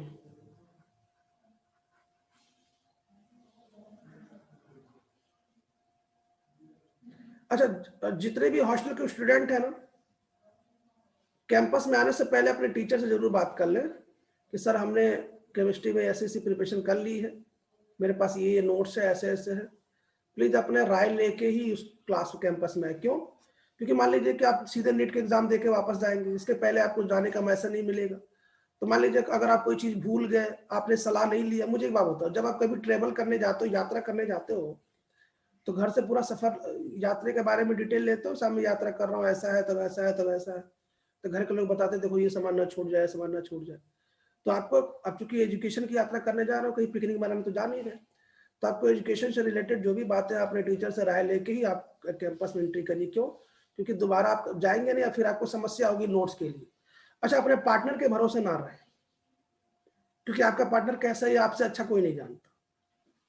भाई आप तो हॉस्टल में रहे हैं, आपका पार्टनर कैसे है, कितना बढ़िया है, कितना कलाकार, ये आपसे अच्छा कोई नहीं जानता। तो प्लीज आप खुद के भरोसे रहे, पार्टनर के भरोसे ना रहे। खैर मार्कोनिकॉफ का रूल बताने जा रहा है, ध्यान से देखिए मार्कोनिकॉफ का रूल क्या है। देखो मैं फिर कह रहा हूं मार्कोनिकॉफ का रूल क्या है। जब कभी अनसिमेट्रिकल कोई भी एल्कीन हो, अनसिमेट्रिकल कोई भी एल्कीन, अनसिमेट्रिकल एल्कीन, याद रखिए इसी पे लगता है मार्कोनिकॉफ का रूल। क्यों? क्योंकि सिमेट्रिकल में कोई टेंशन नहीं है ना, कहीं भी HBr जोड़ो क्या फर्क पड़ता है, भाई दोनों से बराबर ही तो है। और जब कभी अनसिमेट्रिकल एल्कीन में किसी HX का ऐड किया जाता है, शुद्ध भाषा में लिख रहा हूं, मैंने क्या बोला? When HX is added on unsymmetrical alkene, जब कभी HX का ऐड किसी अनसिमेट्रिकल एल्कीन में किया जाता है, देन HX का इलेक्ट्रोफाइल मतलब H प्लस, HX का H plus carbon double bond carbon के उस कार्बन पर, उस कार्बन पर ऐड होता है, ऐड होता है, जहां नंबर ऑफ हाइड्रोजन अधिक हो, मोर। अच्छा आपके टीचर ने थोड़ा सा अलग बताया होगा, आपके टीचर ने ये जो बगल का जो पड़ोसी का एक्स माइनस है इसको लेके बताया होगा। लेकिन बच्चों हम तो इंसान है ना, हमें तो चीजों को आसान करना आना चाहिए। तो मुझे एक बात बताओ, प्रश्न ये है कि हाइड्रोजन वहां जाता है जहां पे हाइड्रोजन ज्यादा है, इसका मतलब क्या है? रीचर्स मतलब बिकम मोर रीचर। भाई मुझे एक बात बताओ, हाइड्रोजन को जाकर अटैक करना, और वो वहीं जाके अटैक करेगा जहां पे हाइड्रोजन ज्यादा है। सिंपल, कितना आसान मार्कोनिकॉफ का रूल है भाई। अब क्यों मुझे आप मुझे एक बात बताओ, जब इलेक्ट्रोफाइल अटैक कर लेगा, इलेक्ट्रोफाइल मतलब जब H+ अटैक कर लेगा किसी कार्बन डबल बॉन्ड कार्बन पे, तो न्यूक्लियोफाइल तो उसके बाद अटैक कर ही लेगा ना, क्या दिक्कत है भाई, बगल में न्यूक्लियोफाइल अटैक कर लेगा। तो जरा मुझे बताओ, क्या मार्कोनिकॉफ का रूल आसान है कि नहीं आसान है? एक बार फिर बताओ, मार्कोनिकॉफ का रूल क्या है? किसी अनसिमेट्रिकल एल्कीन पे जब कभी HX ऐड होता है, HX समझ रहे हैं ना, H+ और X-, ठीक है, तो उसका जो H+ है, कार्बन डबल बॉन्ड कार्बन के उस कार्बन पे ऐड होता है जहां पे हाइड्रोजन ज्यादा है, सिंपल से मतलब। तो मुझे एक बात बता दो, इसी प्रश्न को हम दोबारा करते हैं। अब मैं इसमें HBr ऐड करा रहा हूं, मुझे बताओ हाइड्रोजन कहाँ ज्यादा है? अरे बना के देख लो यार, तुम लोग को बॉन्ड लाइन नोटेशन नहीं आता क्या? एक बात और सुन लो, कार्बन डबल बॉन्ड कार्बन पे ही अटैक कराना है, कहीं और जाके अटैक मत करा देना। अब बोलो कहां पे ज्यादा है? CH2 है। CH2 पे ज्यादा, तो मतलब CH2 पे अटैक कर लेगा बिना सोचे समझे, CH2 पर डायरेक्ट अटैक कर लेगा, क्या दिक्कत है? तो CH2 पे अटैक करा लेते हैं। तो जब मतलब CH2 इस पे तो ये हाइड्रोजन आ जाएगा, इस पे हाइड्रोजन आ जाएगा। अब ब्रोमीन किस पे आ जाएगा? ब्रोमीन इस पे आ जाएगा। क्यों? तो डायरेक्ट बना लेना, अब तो कोई दिक्कत नहीं, डायरेक्ट बना लेते हैं, यहाँ पे ब्रोमीन लगा लेते हैं। और हाइड्रोजन तो दिखाते नहीं है ना, हाइड्रोजन तो दिखाते नहीं कभी, है ना? आपके नोट्स में ऐसे भी दिया होगा, ऐसे अच्छा लग रहा है कि ऐसा दिखाते हैं। समझ में आ गया? अब एक बात सुन लीजिए, मैं आपको बताऊं कैसे क्वेश्चन करना है, ध्यान सुनिए। क्वेश्चन क्या करना है कि जब भी कभी आपको इलेक्ट्रोफिलिक एडिशन रिएक्शन में, ध्यान सुनिए, मार्कोनिकॉफ रूल फॉलो करना, मार्कोनिकॉफ रूल फॉलो करना है, सब लोग ध्यान सुनिए। तो सबसे पहले क्या करिए, सबसे पहले स्टेबल कार्बोकेटायन बनाइए भाई। सबसे पहले इलेक्ट्रोफाइल ऐड करिए, इलेक्ट्रोफाइल ऐड करके स्टेबल कार्बोकेटायन बनाइए, स्टेबल जितना हो सके। उसके बाद अगर रिअरेंजमेंट है वो भी करा लो। उसके बाद सब लास्ट में न्यूक्लियोफाइल को ऐड कर लो और फिर जाके प्रोडक्ट बना लो, यही करना है। अब हम जो क्वेश्चन शुरू कर रहे हैं, आपको क्या करना है एक बार फिर सुन लीजिए। सबसे पहले इलेक्ट्रोफाइल को ऐड करा लीजिए, स्टेबल कार्बोकेटायन बना लीजिए, सब कुछ करा के न्यूक्लियोफाइल को ऐड करा लीजिए। भैया जेम्स ब्रेटेल कहाँ चलेगा भाई? इसकी जरा फोटो ले लो ताकि मैं आगे बात बढ़ाऊं।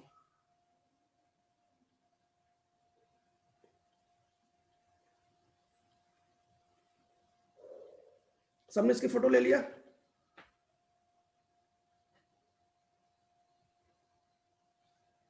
आगे देखते, इसको हटाता हूं, इसको हटा रहा हूं। तो मार्कोनिकॉफ रूल आपको मैंने बता दिया, अब एक एक करके मार्कोनिकॉफ के क्वेश्चन को सॉल्व करते हैं। अब तो मार्कोनिकॉफ समझ में आ गया ना, मार्कोनिकॉफ रूल क्या है, कहाँ लगता है, कैसे लगता है, किस पे लगता है, अब तो कोई डाउट नहीं है ना? क्यों? नहीं sir. Markovnikov rule unsymmetrical alkene पे लगता है, मैं बार बार कह रहा हूँ अनसिमेट्रिकल एल्कीन पर, और जहां पे हाइड्रोजन ज्यादा है हाइड्रोजन वहीं पे चिपकाना आपको, ठीक है? अब मेरी बात ध्यान सुनो, जैसे मान लीजिए कि ये पहला क्वेश्चन जो आपको कराया क्वेश्चन, अभी कराया मैंने, अब इस पे मार्कोनिकॉफ रूल लग जाएगा? यस सर लग जाएगा। मुझे बताओ, मान लीजिए कि आपको इस पे HX ऐड कराना है, HX में सबसे पहले क्या होगा? सबसे पहले इलेक्ट्रोफाइल निकलेगा, इलेक्ट्रोफाइल इस पर अटैक करेगा। तो इलेक्ट्रोफाइल कहाँ अटैक करेगा? इलेक्ट्रोफाइल इसी पे अटैक करेगा, इस कार्बन पर अटैक कर लेगा इलेक्ट्रोफाइल। जब इस कार्बन पर अटैक कर लेगा तो क्या कार्बोकेटायन बना लेगा बगल में, यहाँ पे कार्बोकेटायन बना लेगा। अच्छा मुझे एक बात बताइए, आपको नहीं लगता कि ये बातें अगर मार्कोनिकॉफ ने नहीं बोला तो तब भी आप कर लेते? क्यों कर लेते? अगर मैं आपसे बोलूं कि आप कार्बोकेटायन बनाइए तो कहाँ बनाएंगे? आप यहाँ कार्बोकेटायन थोड़े बनाएंगे, आप यहाँ पे हाइड्रोजन ऐड करके यहाँ कार्बोकेटायन बनाने से फायदा क्या आपको? कोई फायदा नहीं, स्टेबल नहीं है ना। समझ नहीं रहो यार। अगर मान लो कि मार्कोनिकॉफ जी नहीं आपको ये नियम बताते, तो क्या आप कार्बोकेटायन पहले नंबर पर थोड़े बना लेते? आप कार्बोकेटायन यही बनाते, क्यों? क्योंकि आप बोलते सर ये कार्बोकेटायन ज्यादा सुखी है, 2 डिग्री है ना, ज्यादा स्टेबल है। मैं आपको बताना चाहता हूं कि मार्कोनिकॉफ ने वही बोला जो आप बचपन से पढ़ते आ रहे हैं, क्या क्या हमेशा स्टेबल कार्बोकेटायन बनाना चाहिए, उन्होंने ये भी करा, बस और कुछ नहीं किया। अब इसके बाद क्या होता साहब? इसके बाद ये जो X- होता है, X-, ये फास्ट स्टेप में आता है, और अटैक कर लेता है, प्रोडक्ट बना लेता है। यही काम आपको भी करना है। ये एक्सप्रेस अटैक कर लीजिए। याद रखिएगा, ये जितना स्टेबल बना सके बना लीजिए, रीअरेंजमेंट कराना सब करा लीजिए, ये काम करना आपको। यही आपका मार्कनिकॉफ का रूल है, यही काम करना। ये फिलहाल शुरू करें, क्वेश्चन शुरू करें, स्टार्ट करें। ठीक है, ठीक है ना, ओके। तो चलिए डायरेक्ट में क्वेश्चन पे चलता हूं। देख रहे हो ना मार्कनिकॉफ रूल कितना बढ़िया, कितना आसान है, और आपको सिंपल भाषा में समझ में आ गया। जरा देखिए मार्कनिकॉफ का रूल, जरा देख लीजिए। अच्छा एक बात और मान लीजिए, कार्बन डबल बॉन्ड कार्बन आपके पास है। मान लीजिए आपके कार्बन कार्बन डबल बॉन्ड, ऐसे कार्बन है। मान लीजिए आप एडिशन रिएक्शन करा रहे हैं। क्या करा रहे हैं? एडिशन रिएक्शन करा रहे हैं। और एडिशन रिएक्शन कराने के बाद मान लीजिए कि आपके दोनों कार्बन कायरल हो गए। मान लीजिए ये भी कार्बन कार्बन हो गए, ये भी कार्बन कार्बन हो गए। तो बच्चों 4 प्रोडक्ट बनता है। 4 कौन कौन सा? एक RR, एक SS, एक RS और एक SR बनता है। 4 आपने 4 क्यों बोला? क्योंकि हम एनसिमेट्रिकल की बात कर रहे हैं, तो 4 बनेगा ना, 3 तो बनेगा नहीं। ठीक है, मान लो एक कार्बन कायरल हो गया, 2 बनेगा, सिंपल सी बात। और अगर कुछ भी कायरल नहीं है तो एक प्रोडक्ट तो बनेगा ना, कि वो भी नहीं बनेगा। ये तो आप जानते हैं ना, खिलाड़ी इसमें थोड़ा वेस्ट नहीं करते। एक बार मार्कोनिकॉफ का रूल सुन लीजिए। When HX is added on unsymmetrical alkene, जब किसी unsymmetrical alkene पे HX ऐड किया जाता है, तो H plus goes to that carbon of double bond, H plus उस कार्बन डबल बॉन्ड कार्बन पे जाता है which has number of more hydrogen, जहां पे हाइड्रोजन की संख्या ज्यादा। कुल मिला के जहां पे हाइड्रोजन ज्यादा वही H plus जाएगा, बात खत्म। अब जरा देखो, जरा बाद में मार्कोनिकॉफ रूल ने अपने रूल को अपडेट किया। भाई आजकल जीवन में सब चीज अपडेट होता है, ऐप आता है वो भी अपडेट हो जाता है, मोबाइल आता है वो भी अपडेट हो जाता है। तो मार्कोनिकॉफ ने अपने रूल को मॉडिफाई किया, अपडेट किया। और मैं बताना चाहता हूँ अपडेट कुछ नहीं किया, बात वही है। क्या बात वही है? मुझे एक बात बताओ, देखो ध्यान सुनो। इलेक्ट्रोफाइल इस तरीके से आता है ना, ताकि वो स्टेबल कार्बोकेटायन बनवा सके, बात खत्म। समझ नहीं रहे हो यार? उसमें अपडेट क्या करना? मुझे एक बात बता, जैसे ये क्वेश्चन है मान लो, और मैं आपको बोला कि इलेक्ट्रोफाइल को भेजो, तो ये इलेक्ट्रोफाइल इस तरीके से आएगा, इस तरीके से आएगा, मतलब यहां जाके जुड़ेगा यहाँ पे, और डबल बॉन्ड को तोड़ेगा ताकि स्टेबल कार्बोकेटायन बना सके। यही तो है। और ये तो आप बात तो वही हो ना, घूम फिर के। समझ में आ गया ना भाई? मॉडिफाई मार्कोनिकॉफ का रूल क्या है कि इलेक्ट्रोफाइल इस तरीके से आएगा जहां स्टेबल कार्बोकेटायन बना सके, बस वही तरीका है। देखो, electrophile comes on a manner to so that it can give rise to more stable carbocation. Electrophile ऐसे तरीके से आता है जहां वो मोर स्टेबल कार्बोकेटायन बना सके। ठीक है, तो बात समझ में आ गया? क्वेश्चन करना कैसे करना है? क्वेश्चन कैसे करना सुनो। क्वेश्चन ये करना है, न्यूक्लियोफाइल तो बाद में आएगा, न्यूक्लियोफाइल अभी टेंशन नहीं लेनी है। पहले मोर स्टेबल कार्बोकेटायन पे ऐड होगा न्यूक्लियोफाइल, ये पता। पहले करना क्या है, पहले मोर स्टेबल कार्बोकेटायन बनाओ, रीअरेंजमेंट कराना करा लो, सब कुछ करा लो, उसके बाद न्यूक्लियोफाइल को ऐड करो। ठीक है, शुरू करते हैं। अब पहला क्वेश्चन है, मुझे एक बात बताओ, ध्यान सुनना। जैसे ये आपका एक एल्कीन है, ये एल्कीन है, और मैंने क्या बोला था? मैंने बोला था कि आपका HI ऐड करना है, HI ऐड करना है, और जो न्यूक्लियोफाइल होगा वो मोर स्टेबल कार्बोकेटायन पे ऐड होगा। मुझे बताओ, अगर आप इस बॉन्ड को तोड़ेंगे तो या कार्बोकेटायन या तो यहां बनेगा या तो कार्बोकेटायन यहां बनेगा। कौन सा कार्बोकेटायन सुखी है, ये पहला वाला कि दूसरा वाला? दूसरा अरे साहब, मैं तो बहुत बार बता चुका हूँ ना, दूसरा वाला ज्यादा सुखी है, क्योंकि इस पर अल्फा H5 है। ये तो पढ़ा चुका हूँ ना। देखो, देखने से लगता है कि बीच वाला सुखी है। याद करो, कार्बोकेटायन को याद करो, बार बार ये क्वेश्चन भी आ भी चुका है। याद करो कि आपको देखने से लगे कि बीच वाला ज्यादा सुखी है, मैंने रीअरेंजमेंट करा के इधर की तरफ शिफ्ट भी कर दिया। क्यों? क्योंकि यहाँ पे अल्फा H मात्र 4 ही तो है।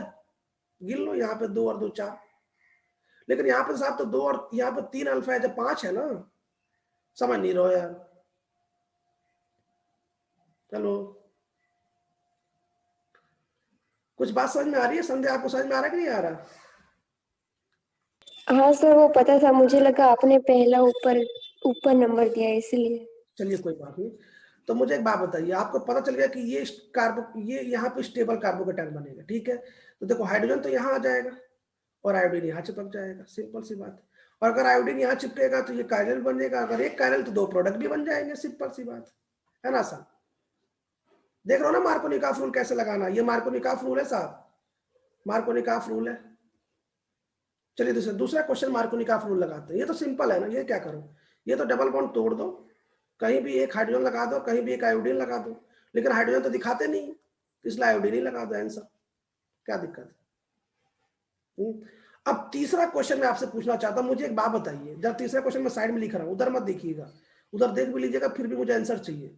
मान लीजिए कि तीसरा क्वेश्चन में ऐसे मैंने एल्कीन बना दिया और एक जगह मिथाइल है और एक जगह इथाइल है। मेरा प्रश्न यह है कि देखो याद रखो, कार्बन डबल बॉन्ड को तोड़ के ही या तो यहाँ पे बनाना है या तो यहाँ बना, दोनों में से एक जगह बनेगा। मैं यहाँ पे लिख देता हूँ 1 और यहाँ लिख देता हूँ 2। कहाँ का कार्बोकेटायन ज्यादा स्टेबल है और क्यों? 1 का। 1 का क्यों? 1 का अल्फा हाइड्रोजन ज्यादा। यहाँ पे अल्फा हाइड्रोजन ज्यादा, यहाँ पे मिथाइल है ना, यहाँ पे 3 अल्फा हाइड्रोजन खुद दे देगा, तो ये कार्बोकेटायन ज्यादा सुखी है, ये कार्बोकेटायन ऊपर वाला। तो अगर ऊपर वाला कार्बोकेटायन ज्यादा सुखी है तो आयोडीन तो भी तो यही तो आएगा ना, आयोडीन यही आएगा। क्यों? समझ गया ना भाई, कुछ नहीं करना, सबसे स्टेबल कार्बोकेटायन बनाओ और न्यूक्लियोफाइल को चिपका दो। सर इलेक्ट्रोफाइल की तो आप बातें नहीं कर रहे, अरे भैया इलेक्ट्रोफाइल तो हाइड्रोजन ही है ना, तो हाइड्रोजन को नहीं दिखाते, उसमें क्या दिक्कत है। अब मुझे एक बात बता दो, ऊपर वाले में आपने आयोडीन चिपका दिया, नीचे वाले में तो हाइड्रोजन को आना पड़ेगा, ये दोनों कार्बन कायरल हो गए तो 4 प्रोडक्ट बन जाएंगे, 4 बनेंगे ना, सिमेट्रिकल नहीं है ना, एक R R S S R S S R, ये 4 हो गया ना, 4 ये दोनों अलग अलग बनेंगे, 4 अलग अलग। क्यों? समझ गया ना, 4 प्रोडक्ट बनेंगे। ठीक, देखो ना कितना सिंपल क्वेश्चन है। अब मान लो ये क्वेश्चन है, तो मैंने क्या बोला, मुझे एक बात बताओ, यहां पे बनाऊं कि यहां बनाऊं, ये 1 और 2 कहां बनाऊं? 1 पे यहां बना लिया, तो उसके बाद क्या होगा, क्या रिंग एक्सपेंड होगा? रिंग एक्सपेंड होगा भाई, बताया था ना क्लासिकल कार्बोकेटायन है, कार्बोकेटायन रिंग एक्सपेंड होगा। तो जब रिंग एक्सपेंड होगा तो मुझे बताओ क्या ये 6 कार्बन मेंबर में बदल जाएगा? 6 मेंबर में यहाँ पे कार्बोकेटायन आ जाएगा और उसके बाद क्लोरीन इस पर चिपक जाएगा। देखो ये क्लोरीन चिपक, ये प्रोडक्ट बना जाएगा। भाई ये तो नहीं बताना ना कि ये कैसे रिंग एक्सपेंड होगा, ये तो पढ़ा चुका हूं ना, ये तो समझ गया ना। एक बार फिर सुनो, स्टेबल कार्बोकेटायन बनाओ, रीअरेंजमेंट करा दो, जो भी अरेंजमेंट हो तो सब करा दो, उसके बाद अपना काम करो, ठीक है। क्वेश्चन नंबर 7 देख लीजिए। क्वेश्चन नंबर 8 बताइए। क्वेश्चन नंबर 8 में हमें कार्बोकेटायन कहाँ बनाना चाहिए? यहाँ बनाना चाहिए कि यहाँ बनाना चाहिए? नीचे रिंग में, रिंग पर, रिंग में तो यहाँ पे क्लोरीन चिपका दो आंसर, और ये बॉन्ड टूट जाएगा तो यहाँ पे हाइड्रोजन, तो हाइड्रोजन तो दिखाते नहीं फिलहाल। अब क्वेश्चन नंबर 9 जो बच्चों देखने में कितना डरावना लगता है, लेकिन मुझे एक बात बता दीजिए, क्वेश्चन नंबर 9 में लिखता हूं, जरा क्वेश्चन नंबर 7 जरा ध्यान देखिए। क्वेश्चन नंबर 7 और क्वेश्चन नंबर 9 में मुझे अंतर बताइए। मुझे तो क्वेश्चन नंबर 9 और क्वेश्चन नंबर 7 में कोई अंतर नहीं दिख रहा। क्यों नहीं दिख रहा? कि देखो 1 carbon, 2 carbon, 3 carbon, 4 carbon, 5 carbon, क्या देखो 1 carbon, 2 carbon, 3 carbon, 4 carbon, 5 carbon, और 5 कार्बन में एक सिंगल बॉन्ड है, उसके बाद एक डबल बॉन्ड। तो ये तो अंदर वाला यही तो हुआ ना, अंदर वाला। बाहर एक कवर बना तो क्या दिक्कत है? समझ गए? नहीं समझे? आप मुझे एक बात बताइए भाई, अंदर वाला पूरा सीन तो ये 7वां की तरह है ना, तो अंदर वाला ये क्या होगा? अंदर वाला ये यहाँ पे टूटेगा, यहाँ प्लस बनेगा, रिंग एक्सपेंड होगा, ये 6 कार्बन, मतलब अंदर वाला काम वही करिए जो यहाँ आपने किया है। अब बाकी बाहर एक कवर लगा दी, जो कवर था पहले से, क्या दिक्कत? देख रहे हो ना भाई, क्वेश्चन नंबर 7 में क्या दिक्कत? मैंने अगर मान लो मैं यहाँ पे ऐसा बना देता, क्या फर्क पड़ता? आप अंदर वाला जो करना करिए, बाहर वाला एक कवर लगा दीजिए। भाई ये केवल देखने में डरावना ना कि बाईसाइक्लो है तो ऐसा है तो वैसा, बाकी तो है ना आसान। समझ गया ना कितना सिंपल है? ठीक है, चलिए नेक्स्ट जरा बताइए। नेक्स्ट इस क्वेश्चन को जरा देखिए। इस क्वेश्चन में क्या है, मुझे एक बात बताइए, इस क्वेश्चन में या तो प्लस मुझे यहाँ बनाना है या तो प्लस यहाँ बनाना है। ये 1 लिख देता हूँ, ये 2 लिख देता हूँ। कहाँ बनाने में समझदारी है? 1 टर्सरी होने वाला, तो 1 में जहाँ पे बनेगा वहां पे स्टेबल हो जाएगा। तो मुझे बता दीजिए, क्या आपको मार्कोनिकॉफ का कोई भी क्वेश्चन आ जाए, कोई भी अनसिमेट्रिकल एल्कीन आ जाए, उस पर अगर आपको HX का ऐड कराना हो तो क्या करना, सबसे स्टेबल कार्बोकेटाइन बनाइए।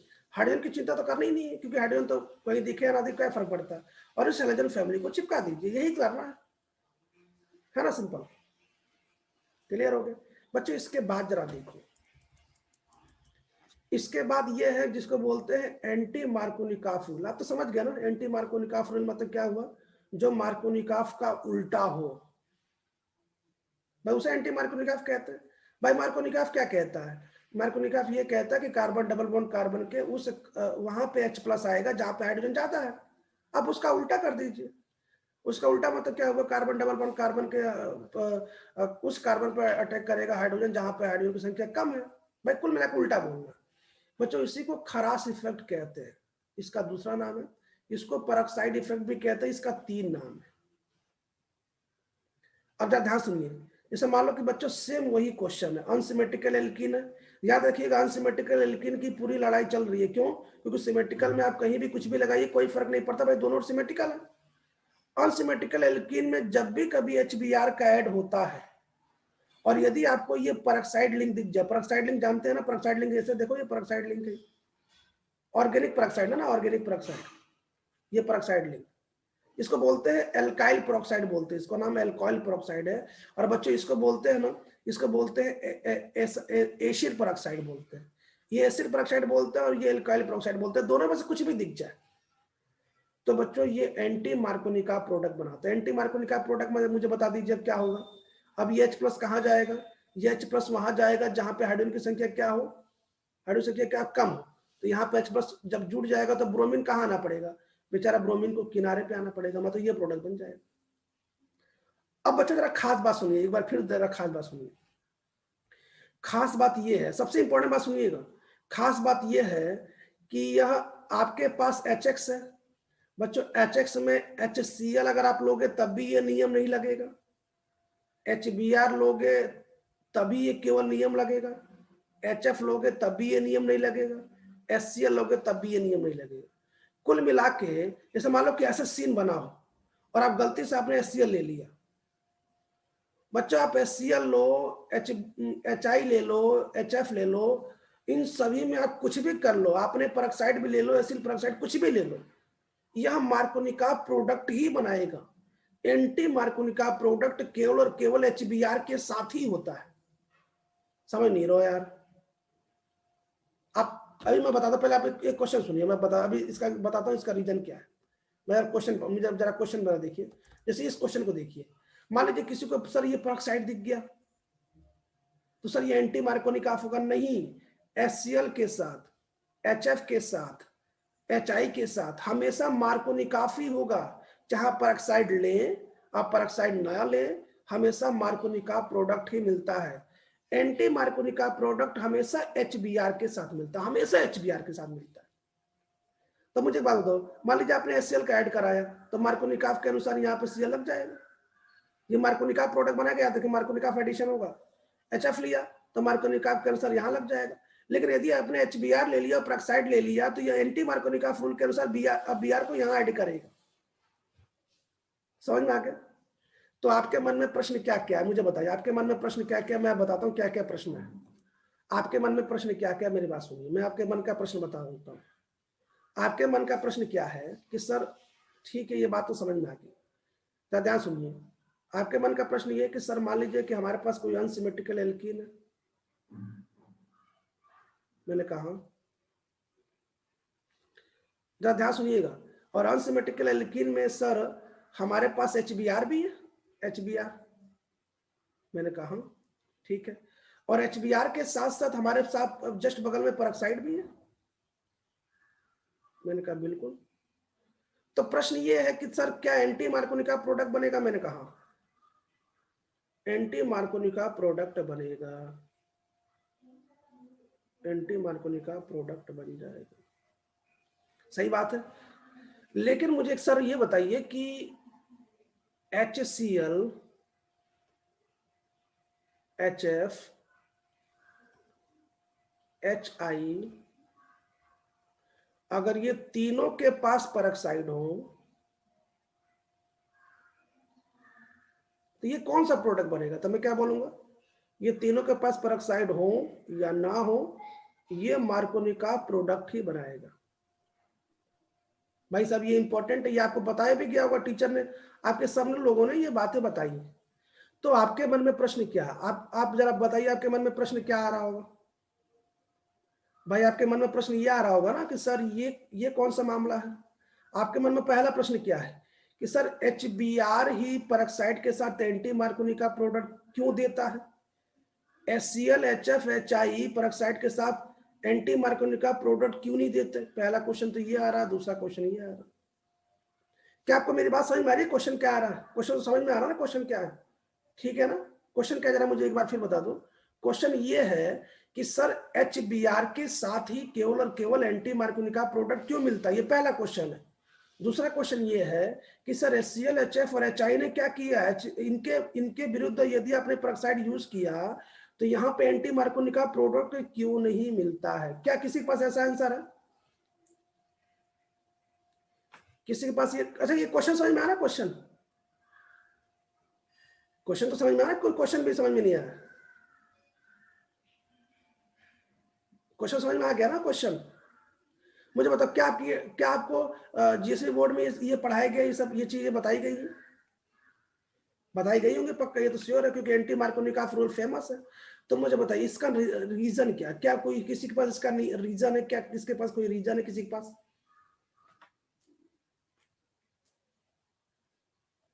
बोलो यार, किसी के पास हो तो। क्या कह रहा? फ्री रेडिकल जाता है।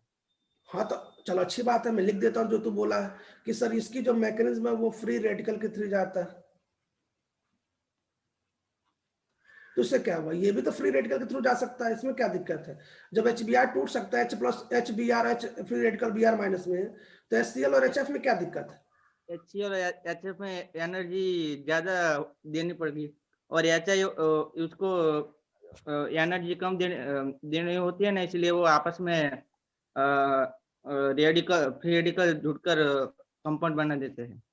नहीं, बिल्कुल तुम्हारा आंसर बिल्कुल मतलब सही की तरफ है, बिल्कुल करेक्ट भी है। लेकिन हम जरा इसका आंसर जरा मतलब ऐसे का डायरेक्ट बोल दे कि सर इसके फ्री रेडिकल में एनर्जी कम देनी पड़ती है, इसके फ्री रेडिकल में ज्यादा एनर्जी देनी पड़ती है, ये थोड़ा सा दिक्कत वाला मामला जी। क्यों? क्योंकि आपको मैं बताया था ना कि फ्री रेडिकल जो मैकेनिज्म है वो 4 स्टेप में होता है। पहले चेन स्टेट होगा, फिर चेन प्रोपेगेशन होगा। तो हमें आंसर इसके थ्रू देना है कि कौन सा स्टेप हो जाएगा, कौन सा स्टेप नहीं होगा। मैं इसका आंसर बताने से पहले मुझे एक बात सुन लीजिए। देखो मैंने आपको बताया था ना कि नेचर में बच्चों वह रिएक्शन अपने आप हो जाएगी जो एक्सोथर्मिक है। आपको कोई कष्ट करने की जरूरत नहीं है। देखो बच्चों, एक्सोथर्मिक रिएक्शन में ना नेचर में अपने आप हो जाती है, कोई कष्ट करने की जरूरत ही नहीं है आपको। लेकिन एंडोथर्मिक जो रिएक्शन होती है, ये नेचर में ना अपने आप नहीं होती है। ये बात आप ध्यान रखेंगे, ठीक है? यहाँ तक देखो, एक्सोथर्मिक रिएक्शन क्या है? जिसमें एनर्जी रिलीज होती है। अगर कहीं भी एनर्जी रिलीज होती है तो स्टेबल तो होता ही है। तो बच्चे एक बार फिर सुन लीजिए कि नेचर में कभी भी ना एक्सोथर्मिक जो रिएक्शन होता है ना वो अपने आप होता है, लेकिन एंडोथर्मिक रिएक्शन अपने आप नहीं होगा। क्यों? क्योंकि उसको आपको टेम्परेचर देनी पड़ेगी, हीट करना पड़ेगा, तब तक वो रिएक्शन होगा। ये बात समझ में आ गई? तो जो रिएक्शन एक्सोथर्मिक है ना उसके लिए आपको घबराने की जरूरत नहीं है, वो अपने आप हो जाएगा, कोई टेंशन की जरूरत नहीं है। ठीक है, पहले आप इसकी इतनी फोटो ले लें ताकि मैं इसका रीजन बताऊं।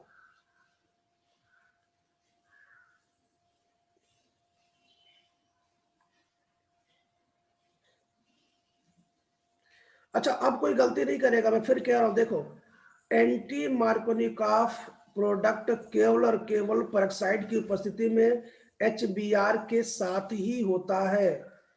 आप उसके बाद कोई भी पेरोक्साइड ले लें, उसके बाद कोई भी HX ले लें, हमेशा मार्कोनिकॉफ ही प्रोडक्ट बनेगा। तो यही हम लोग जानना चाहते हैं कि सर HBr के साथ ऐसा क्यों होता है, बाकी के साथ ऐसा क्यों नहीं होता। ये हम जानने के लिए हम आपको PDF दोबारा ओपन कर रहे हैं। डायरेक्ट PDF में बता देता हूँ, टाइम भी बच जाएगा मेरा। अच्छा, आप देख रहे हैं ना कि आपको जो इंफॉर्मेशन जो पता चल रही है वो कितना इंपॉर्टेंट आपके लिए जानना कितना जरूरी था। खैर देखते हैं। तो बच्चों एंटी मार्कोनिकॉफ रूल, जिसको पेरोक्साइड इफेक्ट भी कहते हैं, जिसको खरास इफेक्ट भी कहते हैं, क्योंकि खरास नामक साइंटिस्ट ने इस प्रकार का ऐसा चीज देखा था और केवल HBr के लिए देखा था। ठीक है, इसमें अल्काइल पेरोक्साइड भी ले सकते हैं, ऑर्गेनिक पेरोक्साइड लेंगे और या एसाइल पेरोक्साइड ले सकते हैं। मैंने दोनों लिख दिया, कोई दिक्कत नहीं है। फिलहाल जैसे मान लो कि बच्चों ये कोई अनसिमेट्रिकल एल्कीन है और उसकी रिएक्शन आप HBr से करा रहे हैं, पेरोक्साइड भी है, तब क्या करेंगे? आप हाइड्रोजन को यहाँ चिपकाएंगे और Br को यहाँ चिपकाएंगे। क्यों? क्योंकि आपको एंटी मार्कोनिकॉफ प्रोडक्ट बनाना, आपको मार्कोनिकॉफ का उल्टा बनाना है। बात समझ में आ गई? अब इसकी मैकेनिज्म देखिए, मैकेनिज्म, जब इसकी मैकेनिज्म आप समझेंगे ना, तभी आपको समझ में आएगा कि HCl ऐसा क्यों नहीं करते, मतलब बाकी ऐसा क्यों नहीं करते। क्या आप हमारी बात समझ में आ गया? क्लियर हो गया? तो सबसे पहले हम HBr के साथ इसकी रिएक्शन मैकेनिज्म देख लेते हैं, अपने आप आपको समझ में आ जाएगा। तो बच्चों मुझे एक बात बताओ, आपको मैंने बताया था ना कि फ्री रेडिकल मैकेनिज्म कैसे होता है। सबसे पहले कोई चेन इनिशियल स्टेप होगा जो कि हमें एक ही बार जरूरत है। भाई साहब ये क्यों होगा? क्योंकि सबसे पहले फ्री रेडिकल बनेगा तभी तो काम आगे बढ़ेगा। तो सबसे पहले मुझे बताओ, जो आपने पेरोक्साइड लिया है वो टूट के सबसे पहले ये फ्री रेडिकल बनवाएगा, आपको पता है ना, इसी को बोलते हैं चेन इनिबिशन स्टेप। अब ये जो RO फ्री रेडिकल है ना, ये HBr के मॉलिक्यूल पे अटैक करेगा और क्या करेगा, मतलब वो करेगा, ध्यान सुनिए, इसको फ्री रेडिकल तोड़ेगा। इससे जैसे मान लो इसका फ्री रेडिकल तोड़ दिया, तो फ्री रेडिकल तोड़ के ना ये जो RO है ना, इससे तो कॉम्बिनेशन रिएक्शन कर लेगा। भाई कॉम्बिनेशन रिएक्शन करता ना फ्री रेडिकल, तो ये कॉम्बिनेशन रिएक्शन कर लेगा और Br फ्री रेडिकल को फ्री कर देगा।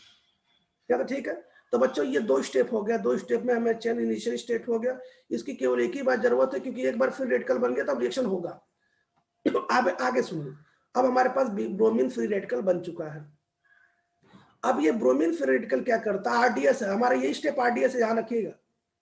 ये ब्रोमीन फ्री रेडिकल क्या करता है, इस जो भी आप एल्कीन लेंगे, इस एल्कीन को फ्री रेडिकली तोड़ता है। फ्री रेडिकल मतलब होमोलाइटिक तोड़ता, बराबर बराबर तोड़ता है। तो मुझे आपसे एक प्रश्न पूछना, जैसे मान लो कि मैं इसमें बराबर तोड़ रहा हूं, एक फ्री रेडिकल यहां बना रहा हूं, एक फ्री रेडिकल यहां बना रहा हूं, और हमारे पास ब्रोमीन है। ठीक है, ब्रोमीन के पास भी फ्री रेडिकल है, तो ब्रोमीन जुड़ के फ्री रेडिकल, भाई ब्रोमीन कॉम्बिनेशन रिएक्शन कर लेगा। मान लो कि मैंने कॉम्बिनेशन यहां करा लिया, ब्रोमीन को यहां चिपका लिया, या तो ब्रोमीन यहां चिपकेगा या तो ब्रोमीन यहां चिपकेगा। भाई जहां चिपकेगा उसके बगल में फ्री रेडिकल को बनने देगा। तो मुझे एक बात बताइए, ये फ्री रेडिकल ज्यादा स्टेबल है कि 1 डिग्री वाला फ्री रेडिकल ज्यादा स्टेबल है? 2 डिग्री वाला। 2 डिग्री वाला। स्टेबल है, इसका मतलब 1 डिग्री से यहाँ पे ब्रोमीन यहाँ पे जुड़ जाएगा, और जैसे जुड़ेगा बच्चों, यह 2 डिग्री का फ्री रेडिकल बना लेगा। देखो 2 डिग्री का फ्री रेडिकल बन गया। बात समझ में आ रही है? समझ में आ रही है? इसी को बोलते हैं चेन प्रोपेगेशन स्टेप है। ये कई टाइम्स होता रहता है। अभी 2 डिग्री का फ्री रेडिकल बन गया, देखो ये 2 डिग्री का फ्री रेडिकल ये बन चुका है, 2 डिग्री का फ्री रेडिकल बन चुका है। ध्यान सुनिएगा। अब इसके बाद क्या होगा, इसके बाद HBr के दूसरा कोई मॉलिक्यूल आएगा, मतलब एल्कीन है ये, मान लो एल्कीन है, ये एल्कीन। अच्छा याद रखिएगा, स्टेप नंबर 3, स्टेप नंबर 4 दोनों याद रखिएगा, अभी इसकी जरूरत पड़ेगी। स्टेप नंबर 3 क्या है? स्टेप नंबर 3 में किसी एल्कीन पे ब्रोमीन फ्री रेडिकल अटैक करके ऐसा काम करता है। स्टेप नंबर 4 क्या है जरा देखिए। स्टेप नंबर 4 आपको समझा, थोड़ा सा इसको रफ करके साफ क्लियर कर दूं, थोड़ा सा दिक्कत हो जाएगा तो बच्चों। स्टेप नंबर 3 स्टेप नंबर 4 दोनों ध्यान रखिएगा, इंपॉर्टेंट, अभी काम आएगा ना। तो बच्चों स्टेप नंबर 4 जरा देखो। स्टेप नंबर 4 ये है कि दूसरा कोई फ्री रेडिकल, दूसरा कोई भी एल्कीन, भाई ये एल्कीन है और हमारे पास HBr के बहुत सारे मॉलिक्यूल पड़े हैं, तो वो क्या करता है, इस HBr को होमोलाइटिकली तोड़ता है, और जैसे तोड़ता है ये ब्रोमीन क्या करता है, ब्रोमीन क्या करता है, इस साइड जुड़ेगा, यहाँ साइड है ना, इस साइड जुड़ जाएगा। मतलब हमारे पास ये जो एल्कीन है ना, ये जो एल्कीन इस एल्कीन पे HBr हमें ऐड करना है। तो सबसे पहले क्या होता है, सबसे पहले ये बॉन्ड टूटता है, यहाँ फ्री रेडिकल पहले से बना है ना, और यहाँ पे जैसे ये एल्कीन मैंने तोड़ा, ये एल्कीन ऐसे, ये एल्कीन, एक मिनट यार,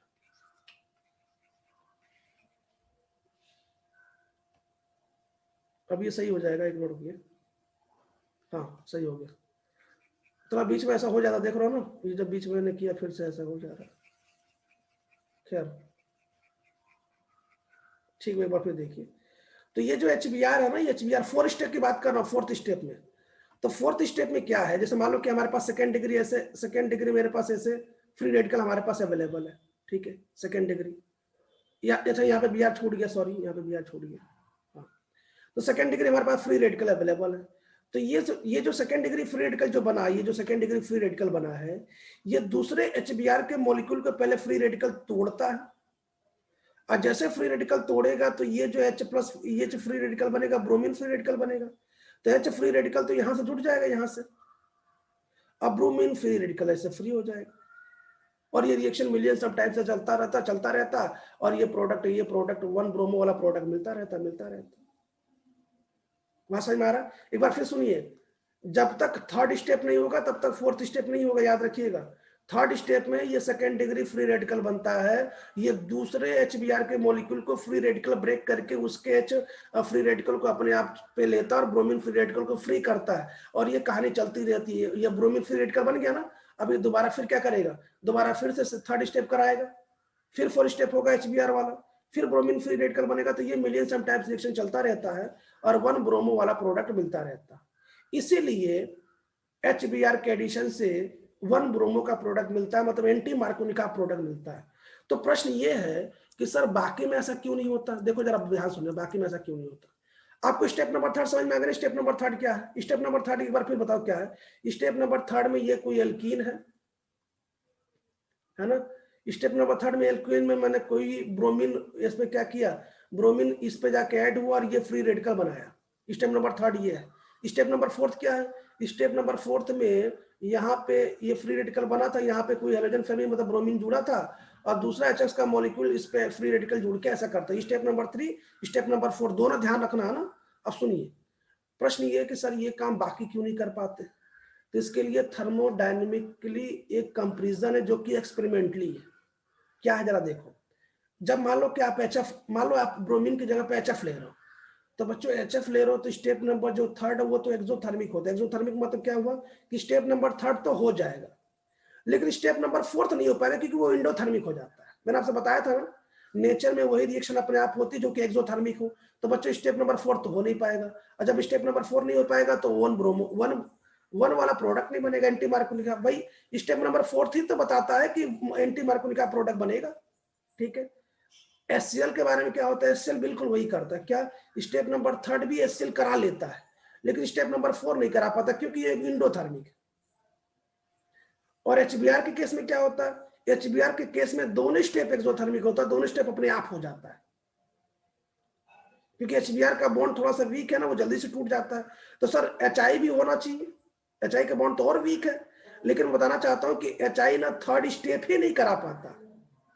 फोर्थ स्टेप तो दूर की बात है, पहले थर्ड स्टेप ही नहीं करा पाता, थर्ड स्टेप ही इंडोथर्मिक होती है। बताना चाहता हूं कि ये एक्सपेरिमेंटली ऐसा देखा गया। अब तो समझ में आ गया ना कि क्यों HBr ही ऐसा कराता है, क्योंकि HBr का थर्ड स्टेप एक्सोथर्मिक है और फोर्थ भी एक्सोथर्मिक है। SLHF का थर्ड स्टेप तो हो जाता है, फोर्थ नहीं हो पाता, और HI के साथ तो थर्ड स्टेप ही नहीं हो पाता, फोर्थ की दूर की बात। तो नेचर में वही रिएक्शन हो पाती है जो रिएक्शन कौन सी हो, जो रिएक्शन एक्सोथर्मिक हो, क्योंकि इंडोथर्मिक रिएक्शन नेचर में पॉसिबल नहीं है ना। उसके लिए आपको कुछ ना कुछ देना पड़ेगा। खैर आगे देखते हैं, जरा ध्यान सुनिए बच्चों। आगे क्या है? आगे ये है कि अब example of free radical addition का एग्जांपल कुछ पढ़ना है। कौन कौन से एग्जांपल पढ़ना है? ये देखो CCl4 का भी एग्जांपल पढ़ना है। क्या है? अगर मान लो कोई अनसिमेट्रिकल एल्कीन हो और उसकी रिएक्शन CCl4 से कराया जाए और साथ में कोई पेरोक्साइड ले लें, तो बच्चों ये भी फ्री रेडिकल एडिशन रिएक्शन देता। होता कैसे? ये तो बड़ी आसान काम है, कुछ नहीं करना भाई। भाई आपके पास कितने क्लोरीन है? 4 क्लोरीन है। ऐसे देखो, पहले तो मैं डायरेक्ट क्वेश्चन बताता हूँ। ये देखो जरा, ये CCl4 है ना, एक CL इधर दिखा देता हूँ और इधर दिखा देता हूँ CCl3। तो देखो क्या करना, कुछ नहीं करना। सबसे पहले आपको डबल बॉन्ड तोड़ना, डबल बॉन्ड तोड़ लिया, मान लो सपोज। डबल बॉन्ड तोड़ के क्या करना ना, किसी एक जगह क्लोरीन चिपका देना और किसी एक जगह ना CCl3 चिपका देना। कैसे होता है ये तो मैकेनिक बताऊंगा मैं। जैसे मान लीजिए कि आपने डबल बॉन्ड तोड़ दिया, ये डबल बॉन्ड ऐसे तोड़ दिया, तो किसी एक जगह क्लोरीन, मान लीजिए यहाँ पे आपने क्लोरीन चिपका दिया, तो यहाँ पे आपने CCl3 चिपका दीजिए, बस आंसर। यहाँ पे क्लोरीन छूट गया है, ये प्रोडक्ट बन जाता है। समझ नहीं रहो यार, देखो एक बार फिर समझा दो, बताऊं जरा। देखो ये आपके CCl4 है ना, CCl में एक क्लोरीन इधर कर दीजिए और 3 क्लोरीन इधर लगा दीजिए। ये बॉन्ड अभी टूटेगा, फ्री रेडिकल, अभी मैं मैकेनिज्म बताऊंगा, आप देखिएगा। अब मान लीजिए कि आपको कोई एल्कीन पर जोड़ना है, कोई एल्कीन मान लीजिए ऐसे, तो ये एल्कीन भी टूटेगा। तो ये जब एल्कीन टूटेगा तो ये फ्री रेडिकल ऐसे टूटेगा एल्कीन, तो यहाँ भी फ्री होगा, यहाँ भी फ्री होगा। तो ये जो क्लोरीन है यहाँ लगा दो बीच वाले में जहाँ स्टेबल हो, और ये CCl3 यहाँ चिपका दो, और कुल मिला के ये प्रोडक्ट बन जाए, ये आंसर हो जाएगा। अच्छा मान लो कि अगर मैं CBr4 लेता तो, CBr4 ले जाता तो यहाँ क्या लग जाता, ब्रोमीन लग जाता, यहाँ पे CBr3 बन जाता। क्यों बन जाता ना? बात समझ में आ रही है? अब ये कैसे हुई ये भी सुन लो, ध्यान सुनो। देखो बच्चों, सबसे पहले आपने पेरोक्साइड लिया, पेरोक्साइड लिंक बड़ा वीक होता है, आपको पता है। तो वीक होगा तो सबसे पहले ये एक फ्री रेडिकल बना देगा। आपको पता है ना कि एक फ्री रेडिकल का बनना जरूरी है किसी रिएक्शन के लिए, ताकि वो रिएक्शन को आगे बढ़ाए।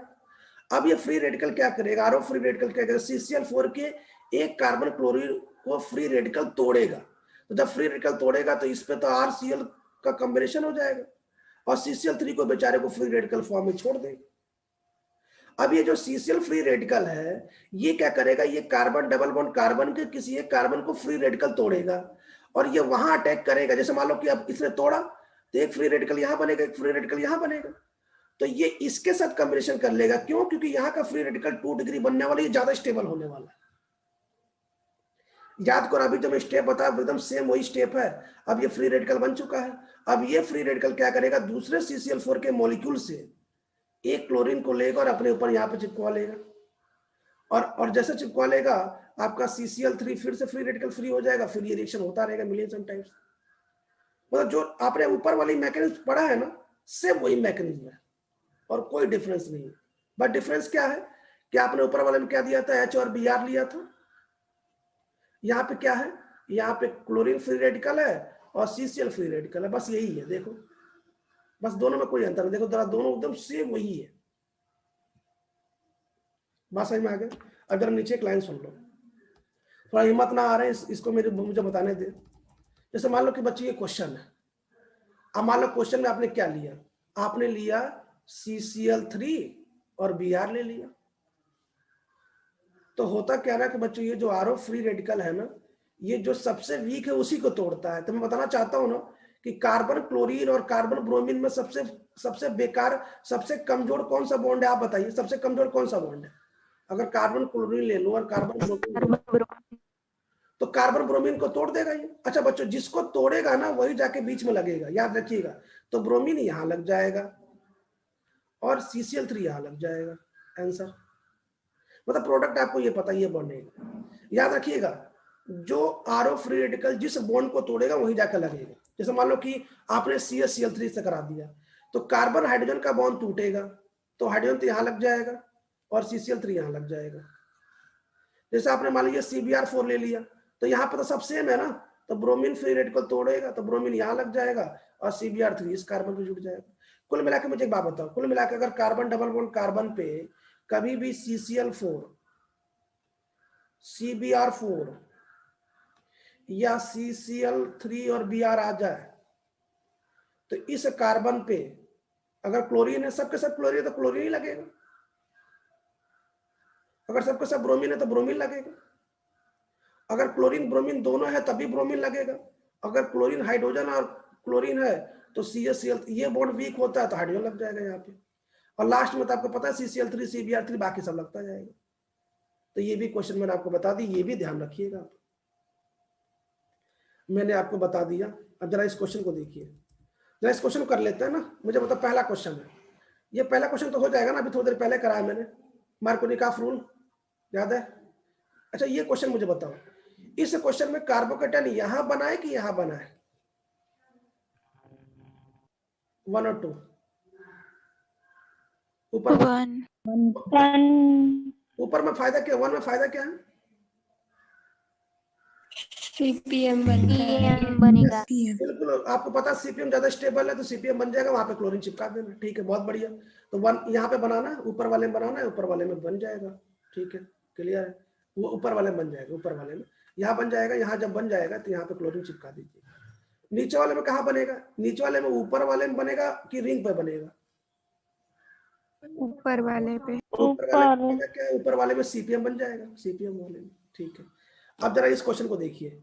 इस क्वेश्चन में जब आप तोड़ेंगे तो यहाँ पे ऐसे बन जाएगा, ऐसे। तो आपको बता दें यहाँ का डबल बॉन्ड फायदेमंद है, यहाँ डबल बॉन्ड आपने बनवा लिया। इस डबल बॉन्ड बनाने के बाद बच्चों एक काम करना, क्या करना है? इस मिथाइल को शिफ्ट करना है, इस मिथाइल को शिफ्ट करना है। जैसे मिथाइल शिफ्ट करेंगे तो ये डबल बॉन्ड टूट के मिथाइल यहाँ आ जाए, कार्बोकेटाइन यहाँ बन जाएगा और यहाँ पे क्लोरीन चिपका देना। याद रखिएगा, यहाँ पे मिथाइल भी शिफ्ट हुआ है। यहाँ पे मिथाइल क्यों शिफ्ट हुआ? क्योंकि यहाँ पे कार्बोकेटाइन यहाँ पे जाने पर ज्यादा स्टेबल था। ठीक है, इस क्वेश्चन में तो कोई दिक्कत ही नहीं है। अब ये क्वेश्चन नंबर जो 6 है ना, यहाँ से क्वेश्चन नंबर 6 से हम लोग पढ़ेंगे नेक्स्ट क्लास में, है ना। मैं आपसे रिक्वेस्ट करता हूँ एक, अच्छा पढ़ने से पहले एक बात सुन लीजिए, एक बात ध्यान सुनिए। हमने आपको पहला पूरा पढ़ा दिया, पहला आपको जो था मैंने पूरा पढ़ा दिया। पहला क्या था कि किसी एल्कीन पर HX कैसे ऐड होता है। सिमेट्रिकल में कोई लफड़ा नहीं है, अनसिमेट्रिकल में मार्कोनिकॉफ का रूल आता है और उसमें भी एंटी मार्कोनिकॉफ का रूल आता है जो HBr के साथ दिखता है। ये मैंने आपको सिखा दिया। अब आपको दूसरा क्या सिखाने वाला हूँ, दूसरा H2O। बच्चों याद रखिएगा, मार्कोनिकॉफ यहाँ भी आपका पीछा नहीं छोड़ेगा। क्यों मार्कोनिकॉफ पीछा क्यों नहीं छोड़ेगा? क्योंकि यहाँ भी H+ बनने वाला और OH- आयन बनने वाला, यहाँ भी इलेक्ट्रोफाइल न्यूक्लियोफाइल बनना है। खैर मेरी बात सुनो। तो बच्चों मैं आपको बताना चाहता हूँ कि किसी भी एल्कीन पर यदि आपको पानी जोड़ना है, H2O जोड़ना है, तो बच्चों उसके 3 मेथड है। मेथड तो कल बताऊंगा, लेकिन आज मेथड सुन लीजिए, नाम याद रखिएगा। मैं फिर एक बार फिर सुनिए, बताइए मैंने क्या बोला। मैंने ये बोला कि किसी भी एल्कीन पे यदि आपको पानी जोड़ना, पानी मतलब H2O जोड़ना है, तो उसके 3 मेथड है। एक बात और आपको मैं फिर बता दूं, पानी जोड़ने का मतलब ये हुआ कि आप एल्कोहल बना रहे हैं, एल्कोहल, तो ये एल्कोहल का प्रिपरेशन भी है, एल्कोहल बनाने का मेथड भी है और एनसीईआरटी बुक में दिया भी है। तो पहला मेथड क्या है? पहला मेथड ये है कि आप उसका या तो डाइल्यूट एसिड से रिएक्शन करा दें या तो किसी H3O+ से करा दें। बच्चों ये दोनों सेम ही है। अगर आपको याद हो तो ये E1 रिएक्शन का उल्टा है। अगर आप इधर से इधर जाते हैं और अगर आपने कंसंट्रेट H2SO4 रिएक्शन कराया तो ये E1 रिएक्शन है। लेकिन अगर आप इधर से इधर जाते हैं तो ये आपका, अभी मैंने बताया कौन सी रिएक्शन है, ये आपका किसी एल्कोहल बनाने की टेक्निक है ये। तो पहली टेक्निक क्या होगी? पहली टेक्निक, किसी एल्कीन पे पानी कैसे ऐड करते हैं मुझे बता दो। किसी डाइल्यूट H2SO4 से ऐड करते हैं या तो H3O+ ऐड करते हैं।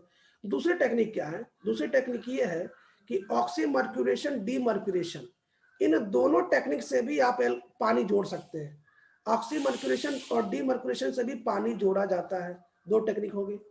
तीसरी टेक्निक क्या है बच्चों? हाइड्रोबोरेशन ऑक्सीडेशन, इससे भी पानी जोड़ा जाता है। तो मैंने 3 टेक्निक बताया, डाइल्यूट H2SO4 के साथ या H3+ के साथ। ठीक है, पहली टेक्निक। दूसरी टेक्निक क्या है? ऑक्सीमर्क्यूरेशन, डीमर्क्यूरेशन, दूसरी टेक्निक। और तीसरी टेक्निक क्या है? HBO, इंपॉर्टेंट रिएक्शन है तीनों, इससे भी पानी जोड़ा जाता है। तो बच्चों पानी किसी एल्कीन पे जोड़ने के 3 मेथड है जो कि हम कल देखने वाले हैं। यहाँ तक सब लोग पढ़ लीजिएगा, पढ़ के आइएगा, नोट्स कंप्लीट कर लीजिएगा। ठीक है, सभी को गुड मॉर्निंग, सभी को थैंक यू। आज क्लास को यही क्लोज करते हैं, आज क्लास को यही क्लोज करते हैं। यहाँ तो रिवाइज कर लीजिएगा।